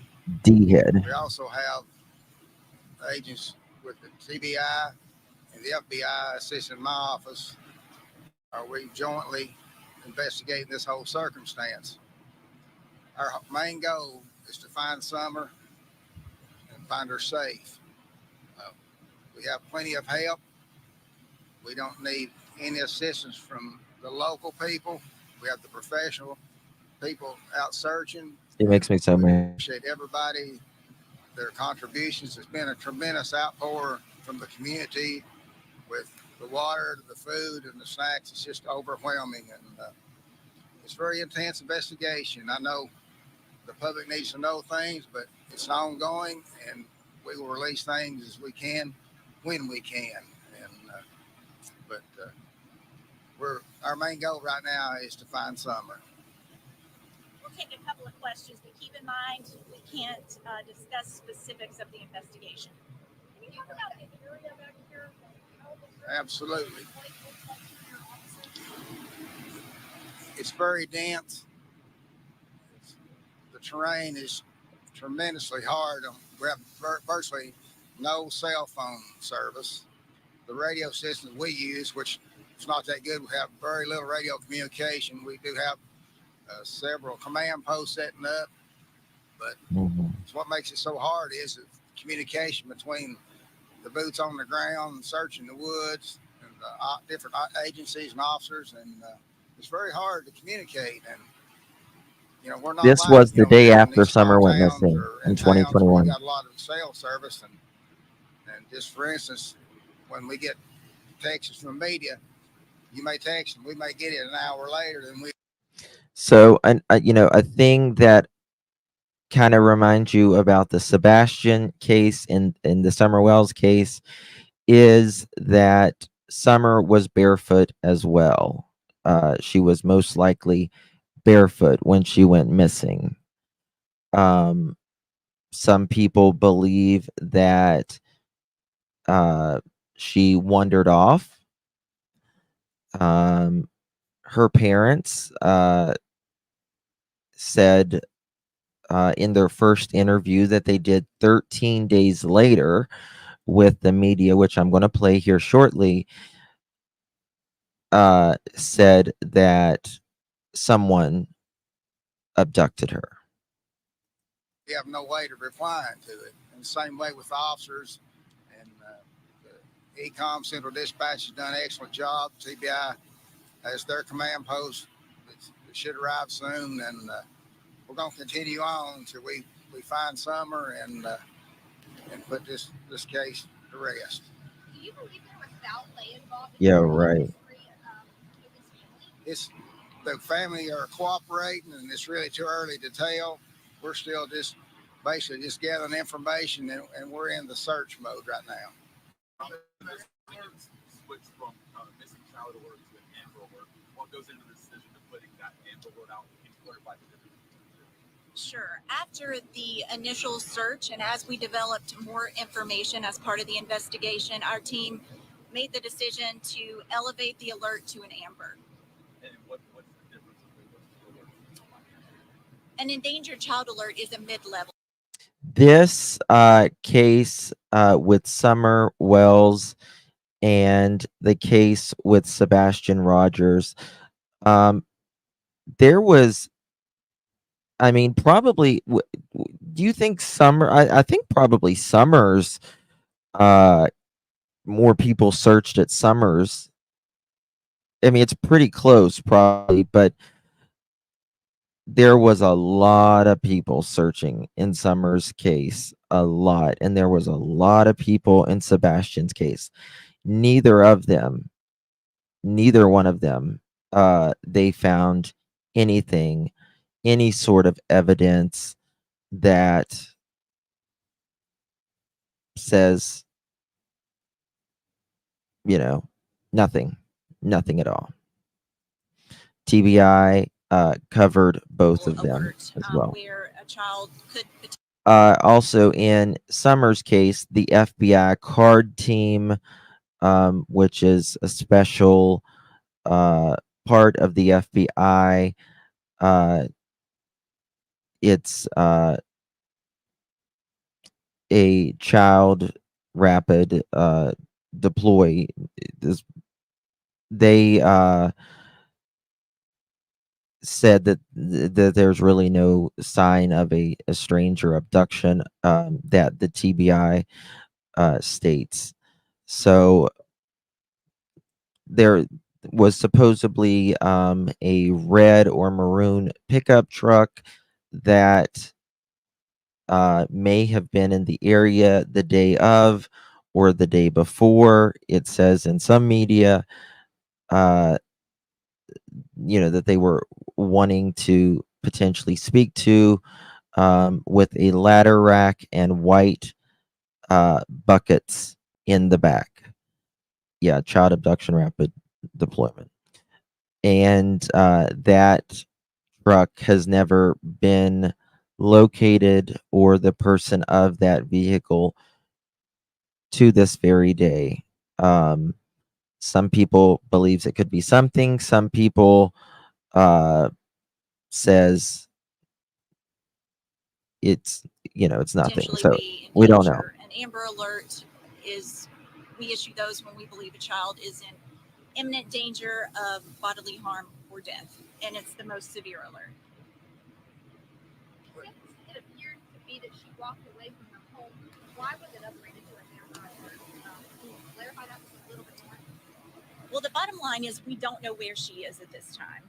Again, there was the initial search. We acted, and the sheriff's office acted on the information available at the time. And as we learn more, the first several hours into today, it led us to issue an Amber Alert. Well, when the Amber Alert was issued, you said there was new information that led you to believe that Summer might be in more danger. Can you expand on that a little bit? I can't. That's part of the investigation. What did he say there? You said there was new information that led you to believe that Summer might be in more danger. Can you? It led us to issue an Amber Alert. Well, when the Amber Alert was issued, you said there was new information that led you to believe that Summer might be in more danger. Can you expand on that a Oh, little bit? that Summer might be in a little bit more danger. Can you expand on that a little bit? So that was part of it. Let me show you something that this was the first interview from Don and Candace Wells with WJHL.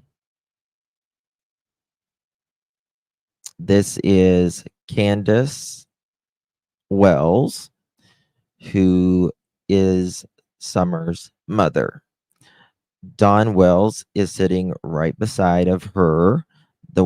These are the two that Don is the one that sold the panties and did the things with his sister, and Candace is the one that lived, and has all Away the from this property by herself kids or taken off away. this yard by her swing. I feel in my heart that somebody has came up here and took her, has lured her away from here. Me and my mother and her were planting flowers, and we went in after we got done washing our hands, and she got a piece of candy from grandma, and she wanted to go back over and see her brothers. Exactly, Teresa. And I said okay, and I walked her all the way over to the porch, and I watched her walk into the kitchen where the boys were watching TV. Yeah, Polly. And I told the boys, I said, watch Summer, I'll be back. And within 2 minutes I came back, and I All right, 2 minutes. She came back. asked the boys where their sister was, and they said she went downstairs, Mom, to play with her toys in the playroom. I said okay, and I yelled downstairs for her a couple times, and I didn't get no answer, which was unusual because usually she always answers me. I'm going to show you her And so I bedroom. went down there to check, and she was nowhere in sight. She was just gone. I don't go on walks around here or runs because I get bears and snakes and even the coyotes that are around here. Well, whoever has my daughter, I pray and hope that they have not harmed her and they bring her back to us safe and sound. Just go to the FBI, the police, and clear it up. I mean, clear it up. I don't know. It seems kind of elusive. It's really strange that I've never seen this truck and I've never heard of it until just recently. But I wish they'd come forward and explain themselves. And if you're not a suspect, at least come forward and say what you've seen. She was a tomboy. I shaved my head. She wanted to have her head shaved like me and the boys did. She tried to shave her head. So what they are speaking about there, Summer was beautiful little blonde, white-haired, blonde-haired, blue-eyed, just a beautiful child. And they shaved her head. And when I mean shaved, you couldn't have got it any closer. She was literally bald. bald. They had to literally have shaved it at one point. So that's what they're referring to. I'll show you guys some pictures and stuff here shortly. Head She tried in to the shave her back head and make herself. it.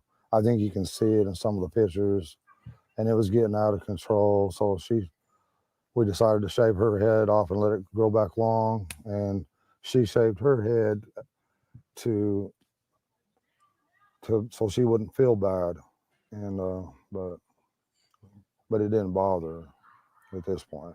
At this Well, point, I knew right away that she was abducted. You know, I knew that right away, and that's what I learned from the beginning. they said that they knew right away she was abducted. They live in the middle of literally nowhere. They live on a half paved, half gravel road.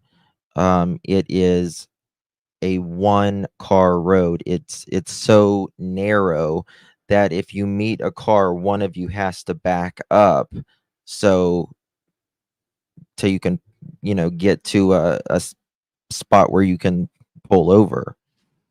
And it goes to the end of a hill, really. It goes to nowhere. So there's one way in and one way out, really, of that road. It's not a place very, very much not close to an interstate. It would be something you would be taking a very, very big risk. Where their house is, where they're sitting right now, is up on a mountain. You cannot see their house in June when the leaves are on. You just can't.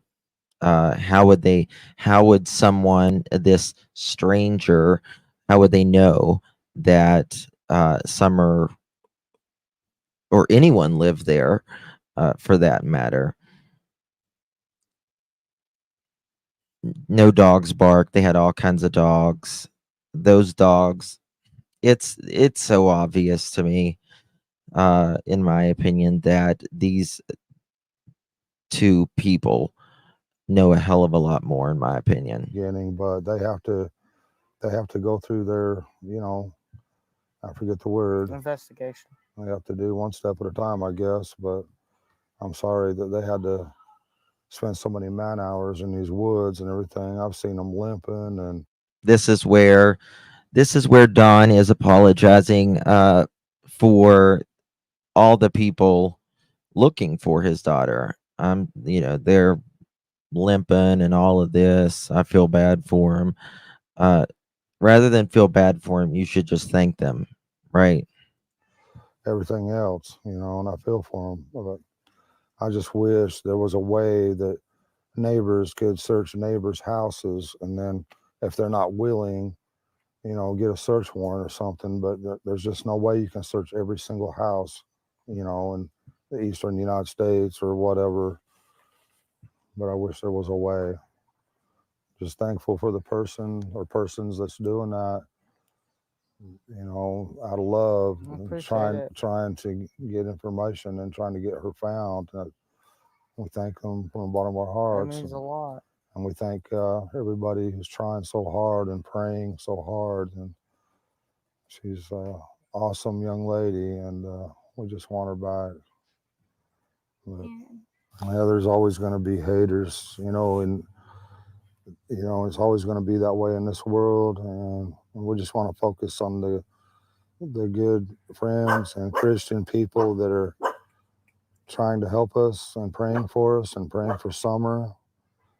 And we thank them from the bottom of our hearts. And that's the kind of people we try to relate with and socialize with.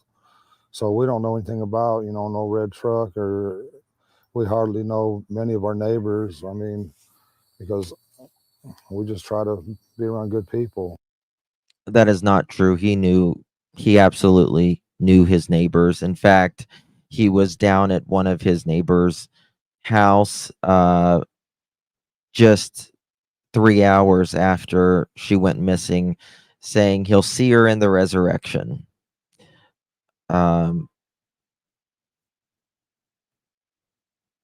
You know, it hadn't even been 48 hours at that point, but he'll see her in the resurrection.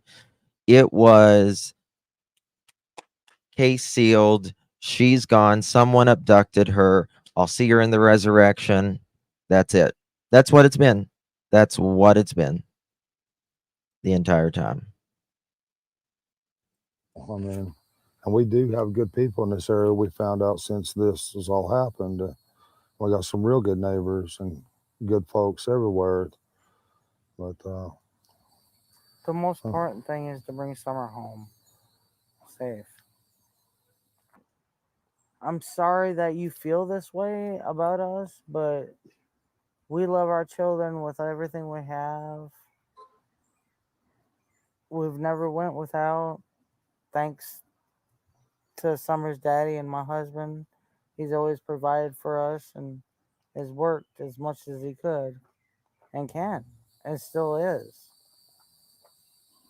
So full And of I'm it. sorry that you guys feel that way, but that's my baby, and nobody would ever treat her like that as long as I was around. Nobody would ever treat her like that as long as I was around. Were you not around? Ever. she loves to dance.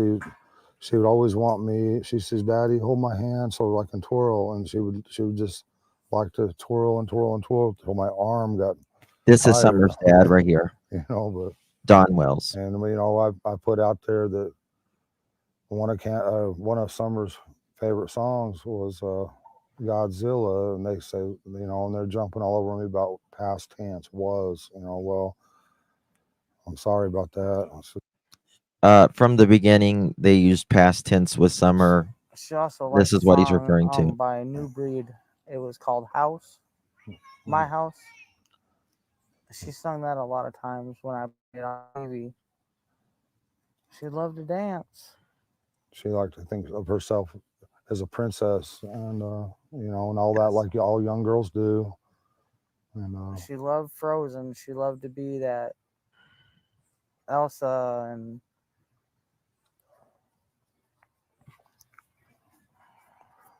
I think she really loved to be in church because she felt a lot of love there. And I think you can't explain what that love is, but you feel it and you know it, you know, when you're young. And she felt that there, and she loved everybody in that church, or she loves everybody in that church. I should rephrase that because they'll Cut tear itself. that apart as past tense, and I apologize again for that. I hope she gets to come home, you know, and I hope she gets to be with our church family again. her best friend in that church was Robin. She loved her to death. Yeah, she looked up to When women that were she come to that church, she went looking for Robin. That was her favorite person. any woman that was professional, that Was pretty, beautiful. That's another thing that you hear Chris saying in the Sebastian Rogers case, right? We know, you know, our neighbors, they're all so nice and all of that. And then you have the neighbors coming out saying, we don't know him. We don't know them. They don't ever come out of their house. Right?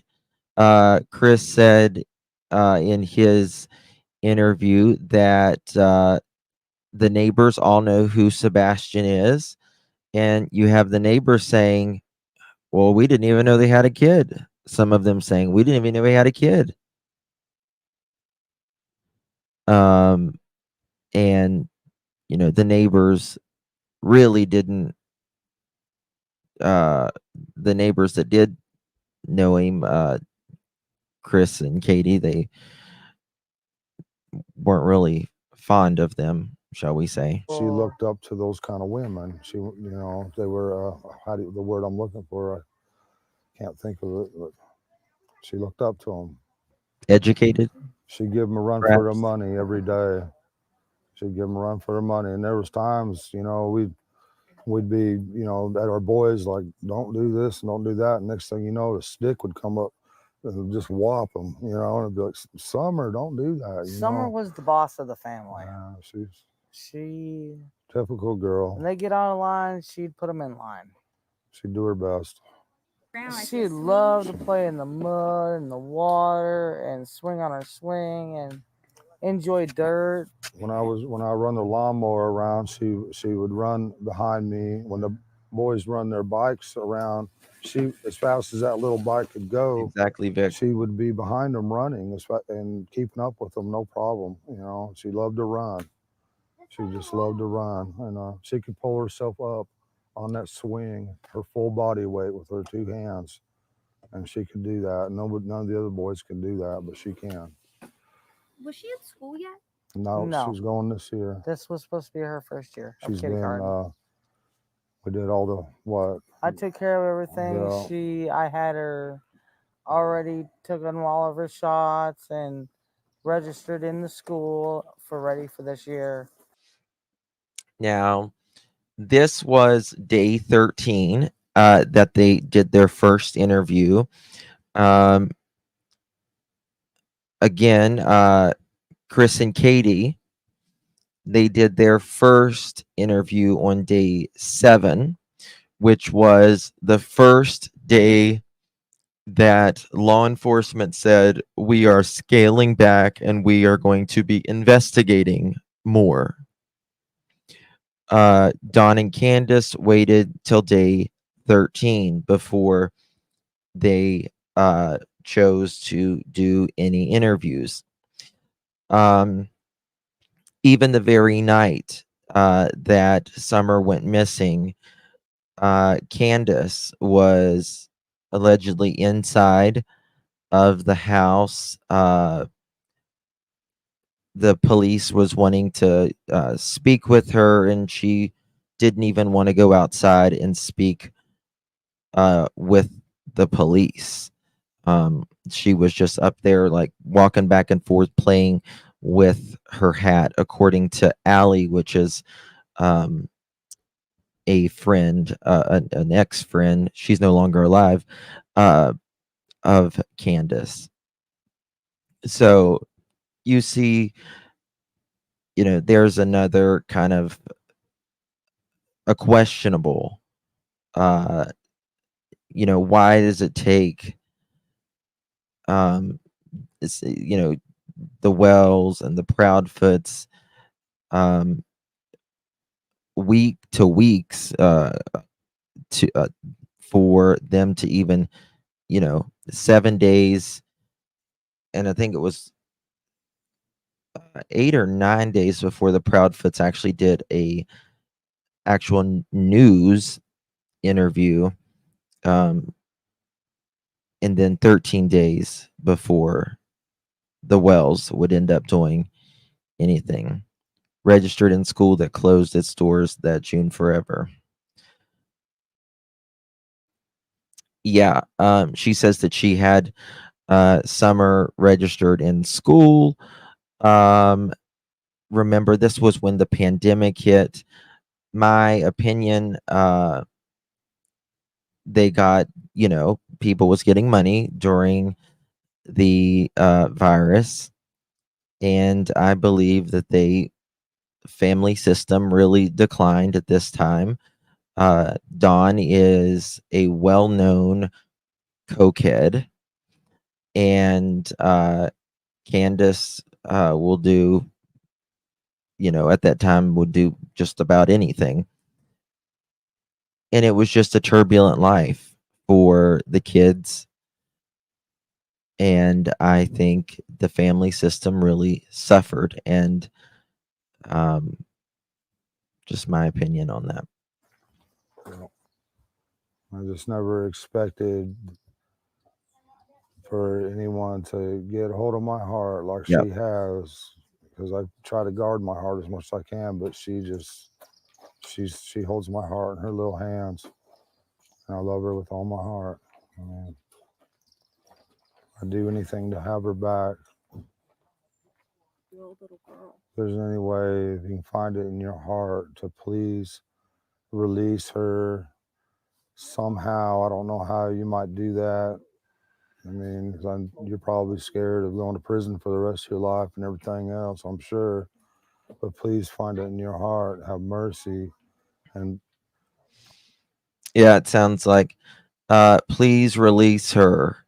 I know you're probably scared to death, probably afraid of going to prison for the rest of your life, but, please find it in your heart to release her. You're supposed to be like, please release her, no questions asked, just drop her off. It'll be okay. We just need our daughter back. Forgiven, right? Need our daughter back. Then let the police deal with it. Not you're probably afraid of, you know, going to jail the rest of your life. I mean, I don't know how you might do that. Like, what are you going to do? Drop her off somewhere?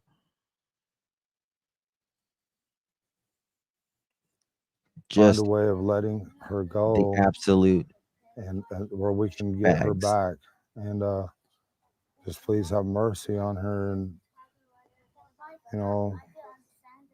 and us, and her brothers. And she's such a loving, good spirit. Please, please don't hurt her. Please They know where their let daughter her is, come in my home. opinion. That she's my biggest fear is, her being tormented or locked in a dungeon or basement. His biggest fear is she's locked in a dungeon or a basement. Dungeon or a basement. This was Summers and her brother's room right here.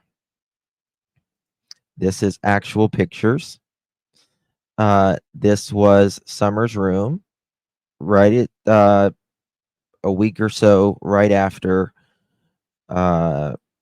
she went missing on the screen here. This was her bed and her brother's bed, and this is their room. This is the food and the paper and the bottles and the trash. This was like a 2x4 bed with futon mattresses that you can't even put a sheet on. You'd roll out of this bed almost. This was their room. This was their dungeon. This was it. This breaks my heart every time I see it. It still doesn't get any easier. He is describing his own home, exactly, Mohawk. I'm afraid she's locked in a dungeon or a basement. Well, I mean, they went on the Dr. Phil show and they cleaned it up. And this was after they started cleaning it up, and there's wires and plumbing out throughout the entire house. See how they covered all the windows? They covered all of them. They are saying that someone came in this basement while Summer went down to play with her toys and abducted her from this. It's one big room. You can tell there's mold on the walls. It's damp. Kids never had a sheet on their bed.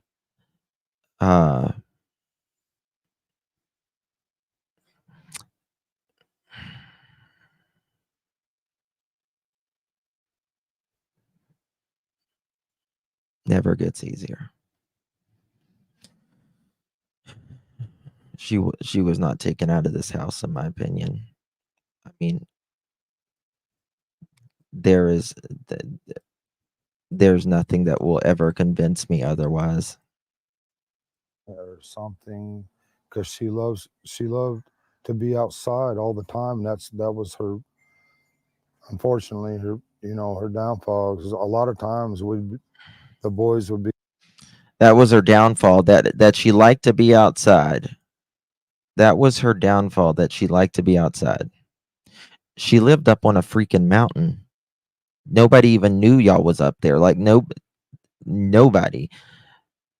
You couldn't even see her house. There's what, 8 or 10 houses on Ben Hill Road. I mean, Be inside, and we'd be like, "Where's Summer? Why'd you leave her out there alone? Go get Summer now." And that's happened over and over again. And domestic we'd come out, and she source. would always be close by, but we was always coming up. She Can't had to be say. outside. She was an outdoor person. She loved to be outside. And I'm so afraid that she's locked away. She's such a loving heart and everything. And There he goes about being locked away again. You can't see. ICU's been on that road. I've been on that road many times. I've been there during the winter. I've been there during the fall, and I've been there during the summer.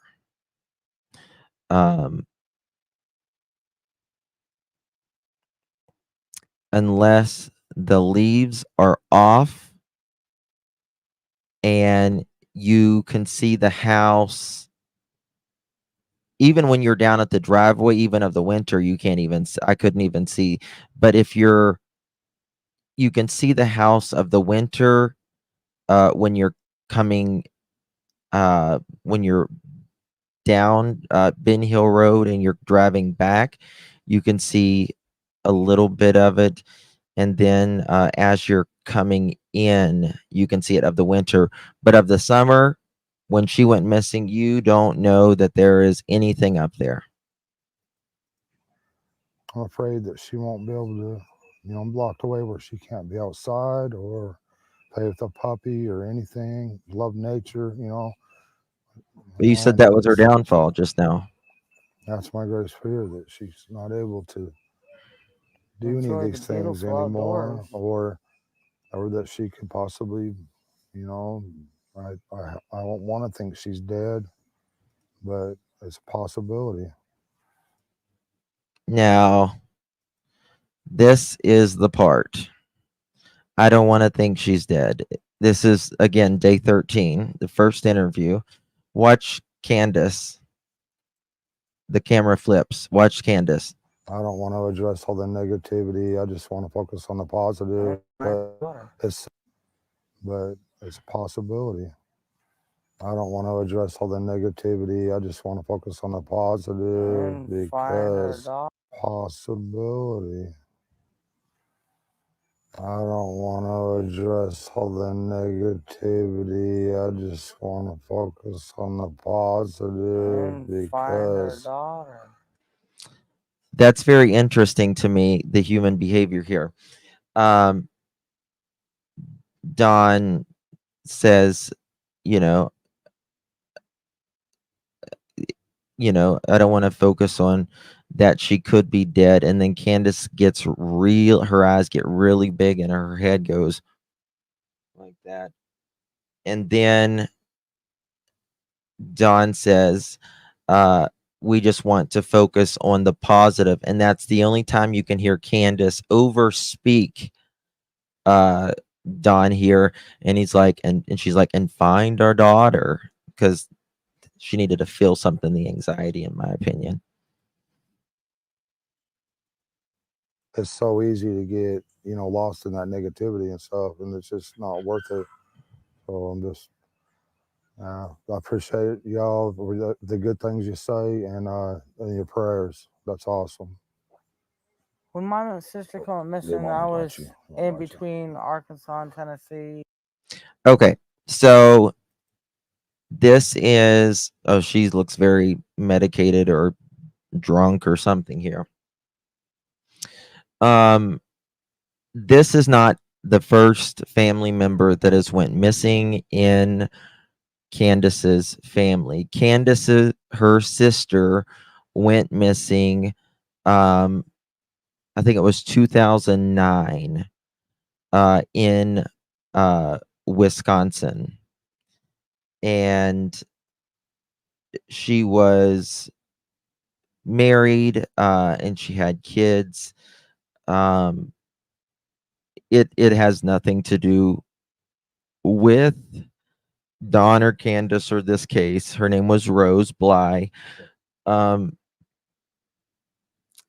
It has nothing to do with this, but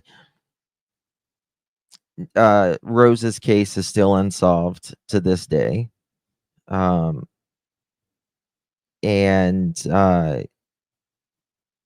there's been little mini documentaries and stuff done on the case as well. But 2 people goes missing in one family is insane. Insane. Guys, do me a favor. Make sure you hit that thumbs up button, please. Would really, really appreciate it. Okay, let's. I don't know all of what happened or She's what talking about her did happen, sister here. but I hope that they find her too and bring her home safely too. Yeah, there's nothing. I mean, she disappeared without a trace. They haven't found anything, haven't found a body, nothing. And you know, when you see cases like that, that's why I lose hope on Summer. You know, I want to keep hope, but sometimes I lose hope. Lose it. And Remember, it's been 13 days. Maybe we won't never see her again, you know. So I start thinking in past tense. Sorry, but I'm trying to keep hope up. I'm trying to keep my prayers up and all that. Watch very carefully because no one can explain what happened to Cardi B. Yes, be involved. Y'all want to be involved so bad, but nobody asked me about my gift. What's good? Okay. I hate how Facebook does that. It goes and plays something else immediately. Yeah. Dawn has also said that Chris McDonough from the interview room went to the Wells house shortly after Summer went missing, and interviewed Candace and went to their house and all that. If you haven't seen that, make sure you check out the interview room and just type in Candace Wells. Chris also did a phone interview with Don, Summer's father, and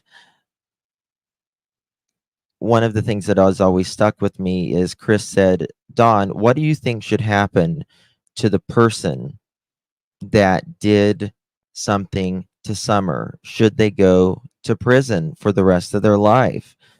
And Don says, I don't know about that. He's like, prison is rough. He's like, I don't know if I would wish him to go to prison for the rest of his life. Someone that took your daughter, and you don't think they should go to prison? That's interesting. And another question was asked and said, do you think that you'll ever be the one that takes the fall or will be blamed for the disappearance of your daughter? And Don said yes, he thought that he would be the one that would get charged. We're at 3 years. There are still no charges. Nothing. No neglect. No of Candace buying alcohol to a minor or cigarettes or anything like that. I believe Grandis is back on Ben Hill Road. She kind of comes and goes every once in a while. She's there for a while and then she moves it. Don waited for Chris to get to Nashville before he called Chris. Yeah. yeah, it is so rare that for two people to go missing at different times in the family. Both are unsolved till this very day. Again, Rose's was in 2009. Summers was in 2021. Summer was barefooted, allegedly. Sebastian is allegedly barefooted as well. So yeah, it's one of those things. If there is 3 cases that I would love to be solved personally, mine would be Summer Wells, Michael Joseph Vaughn. I mean, with Michael's, we know who did it, in my opinion. I mean, four have been named as suspects and one admitted to it. Like, we have some answers in Michael's case, but we don't have Michael. We don't have Michael Vaughn yet. So I would really, I want Michael to be with Brandy and Tyler and the family. Michael is 3-year abduction anniversary is coming in just a few days from now. We're going to do a special live for that. I love Brandy and Tyler so much. They are such wonderful people. They are one of the very few that is a legitimate stranger abduction, which it's only a handful, thankfully, but still, no child should be abducted by anyone, much less a stranger. But there's just a handful of child stranger abductions per year. And Michael Joseph Vaughn, affectionately known as Monkey, he was one of them. And so Summer went missing in June 15th, 2021. And Michael Joseph Vaughn, he went missing July 27th, 2021. So very, very close, just a little over a month later. Summers is in Hawkins County, Tennessee, and Michael's is in Idaho. I know the place, Fruitland, Idaho. And, like I said, with Michael's, we have a little more answers. Like, we know they're not in prison still yet. The judge or the prosecutor, it has been sent over to the prosecutor. It's time for this prosecutor to get on it, in my opinion. And I think that they need to be given death unless they tell where Michael is.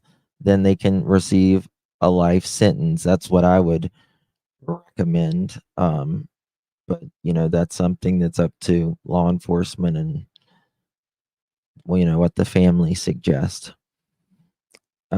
So, and then the third one would be Sebastian Rogers, because all 3 of these are just very, very perplexing cases.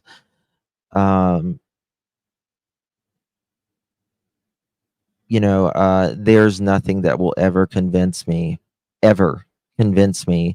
that Summer walked off and was not found. was abducted and not found. There is something that, in my opinion, Don and Candace know where Summer is. I do not think Summer is alive, unfortunately. I pray every day I'm wrong, but I don't. I don't think she's alive. They were living a real rough life at the time. Oh yeah, Mohawk. I jumped, like I called Brandy immediately when that happened. When he tried to reach out to her, I was like, Brandy, red flags, you know. So so please keep Brandy and Tyler and the Vaughn family in your prayers the next few days, especially. Brandy and Tyler are incredible parents. They're incredible people. Honored to call them friends.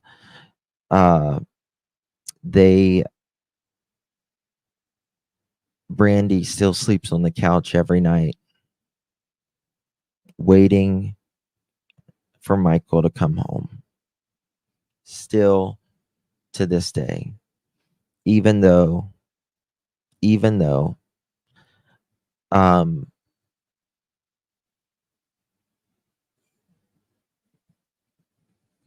police have said that Michael's remains were at once in the back of a yard down the street from where they live, and was later moved.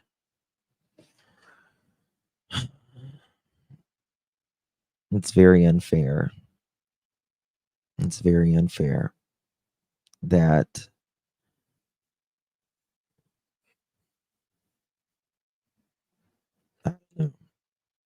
Brandy is incredible. She is so strong and so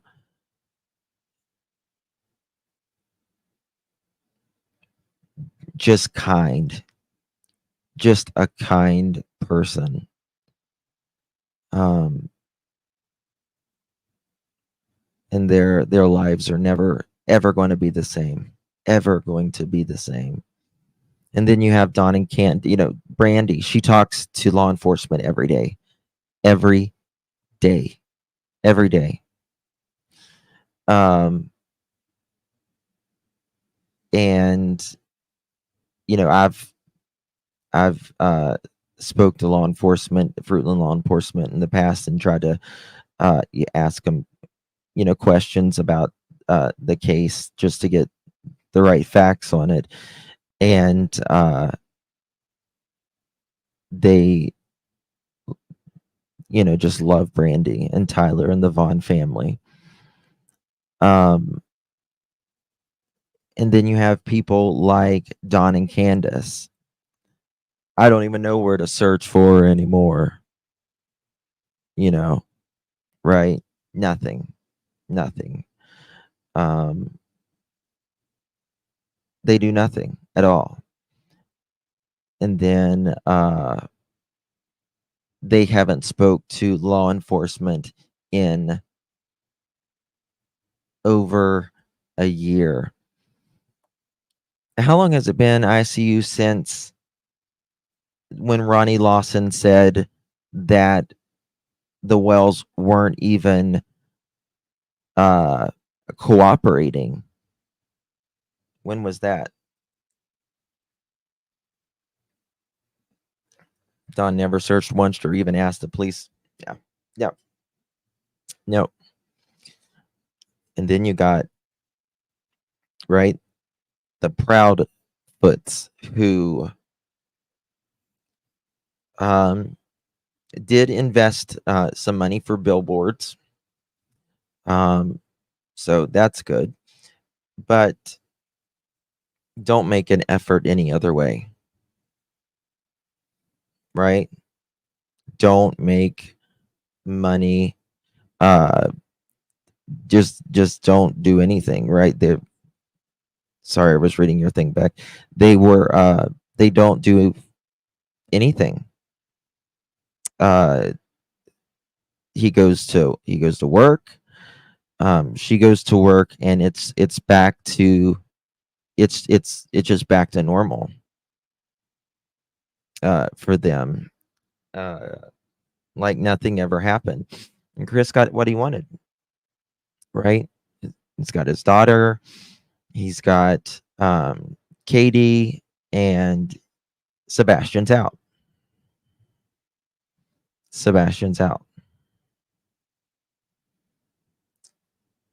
And that's it. I don't understand why people defend the Wells. Are we not seeing or hearing the same interviews? Are you not paying attention?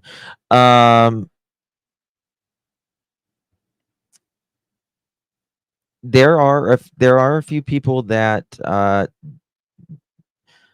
defend them. They have every right to. I guess we just see different things. Some people will say, well, y'all don't see what I see, right? I see Dawn and Candace cry. Okay, well, they're probably drunk. But regardless, crying has nothing to do with it.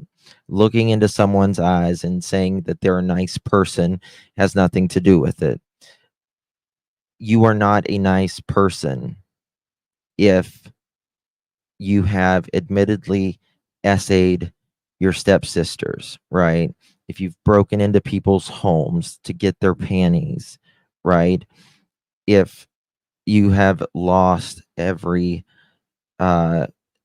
child that from different states at different times.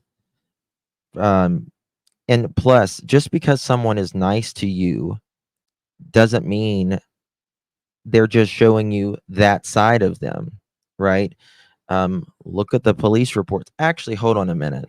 You know what? I hope I still have this on here. Hold on a second.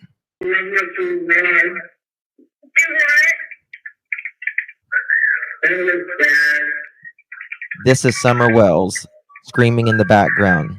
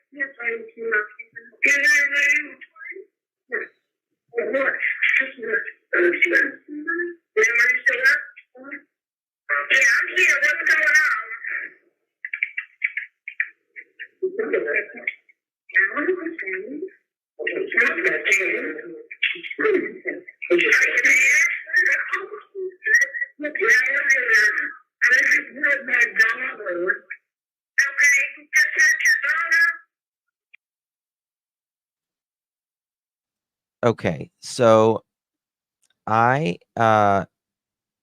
this right here, I'm going to tell you what you're hearing.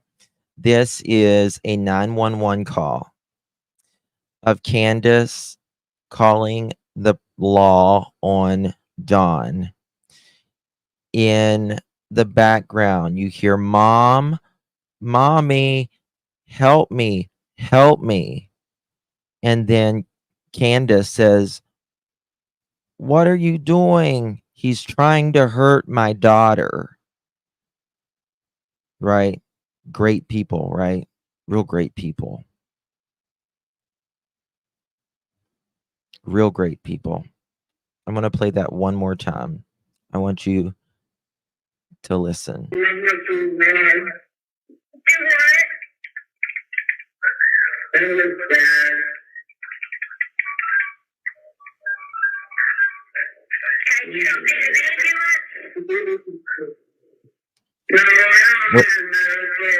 Here it comes. You're gonna hear her in the back. Summer.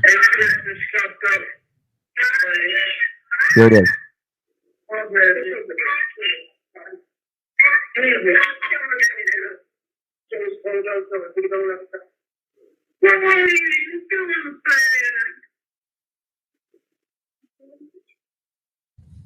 He hurt Summer. He's trying to hurt.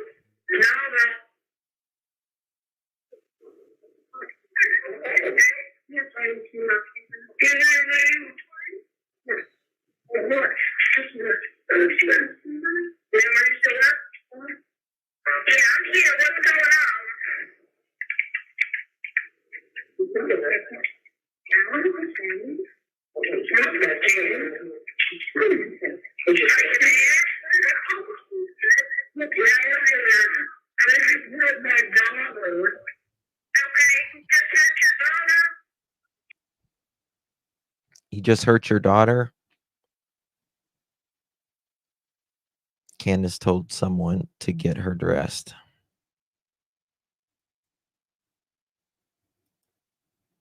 Yeah. Good people. Good people.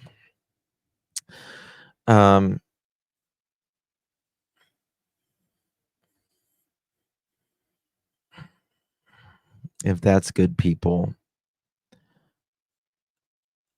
then they can keep it.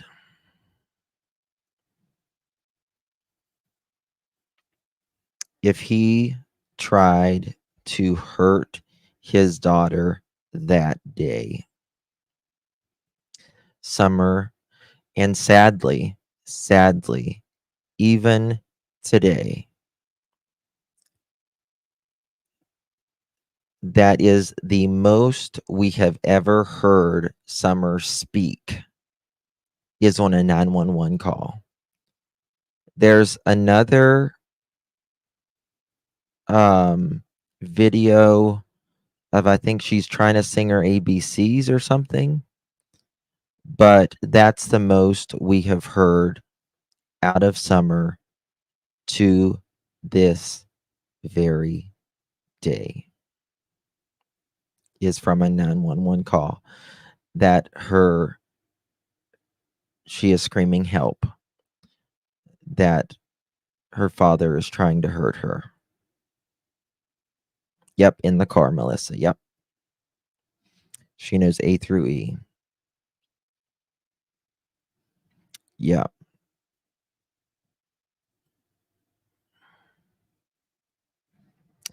Summer's case it's haunting. It really is. It's just a haunting case because Summer is loved by so many of you guys out there and creators alike. So there's that. Yeah, not good people. Not good people. And just the nerve that Candace has speaking about like the Proudfoots. It's beyond anything I've ever seen. Beyond anything I've ever seen in my life. All right, guys. I am going to end it here. Thank you guys so much. I really do appreciate your time. I've been live 3 hours and 9 minutes. Thank you for your time. Thank you, mods, members, chat. Thank you guys so much. Really do appreciate it. I may be live back here in a little bit. There is a story, a kind of a story that is breaking right now. They won't give it to you. They won't give the body cams to you. They won't do nothing. About a Thank you, Grace. Thank you, guys. There is a story breaking now about a cop who unalived a lady in her home, who called in and said that someone was kind of lurking around her home, and this cop who it's kind of sound like this lady was maybe having a mental health crisis, and she had boiling water on the stove, and this cop pew-pewed her. She's now deceased. It was awful. It's awful. She should not have been unalived. There was no need for it. Yes, boiling water can hurt you, but this cop did not try to separate himself. He didn't tell her about the water, or tell her to step away or anything like that. The cop came in, just felt like he was agitated, really agitated. So I'm going to be covering that. It's going to be one of those, probably going to be a case that's going to be political. I see it coming. We support police officers, and respect them tremendously, but there is always, in any group, not good ones, right? Thank you, Minky. There is always some. So, yeah, Jennifer, we're going to play it in a little bit. So, thank you guys I figure there's protest. Yeah. This police officer, he was awful, just an awful person. Lots of things on his history and all that. So, but we'll talk about it maybe here in a little bit. I love you all. Make sure you're subbed up to my other two channels, Hey Sweet Tea and Justin for All. I'll be getting on my bigger channel pretty soon, a lot more. Just gotta remonetize that channel. So make sure you join those channels as well. Subscribe. Make sure you hit the bell. Thank you to all my pearls out there. Can't do it without you. Thank you for your support every single day. It's doesn't go unnoticed by me. Love you guys. I'll see you guys in a little bit. Thank you. Bye bye.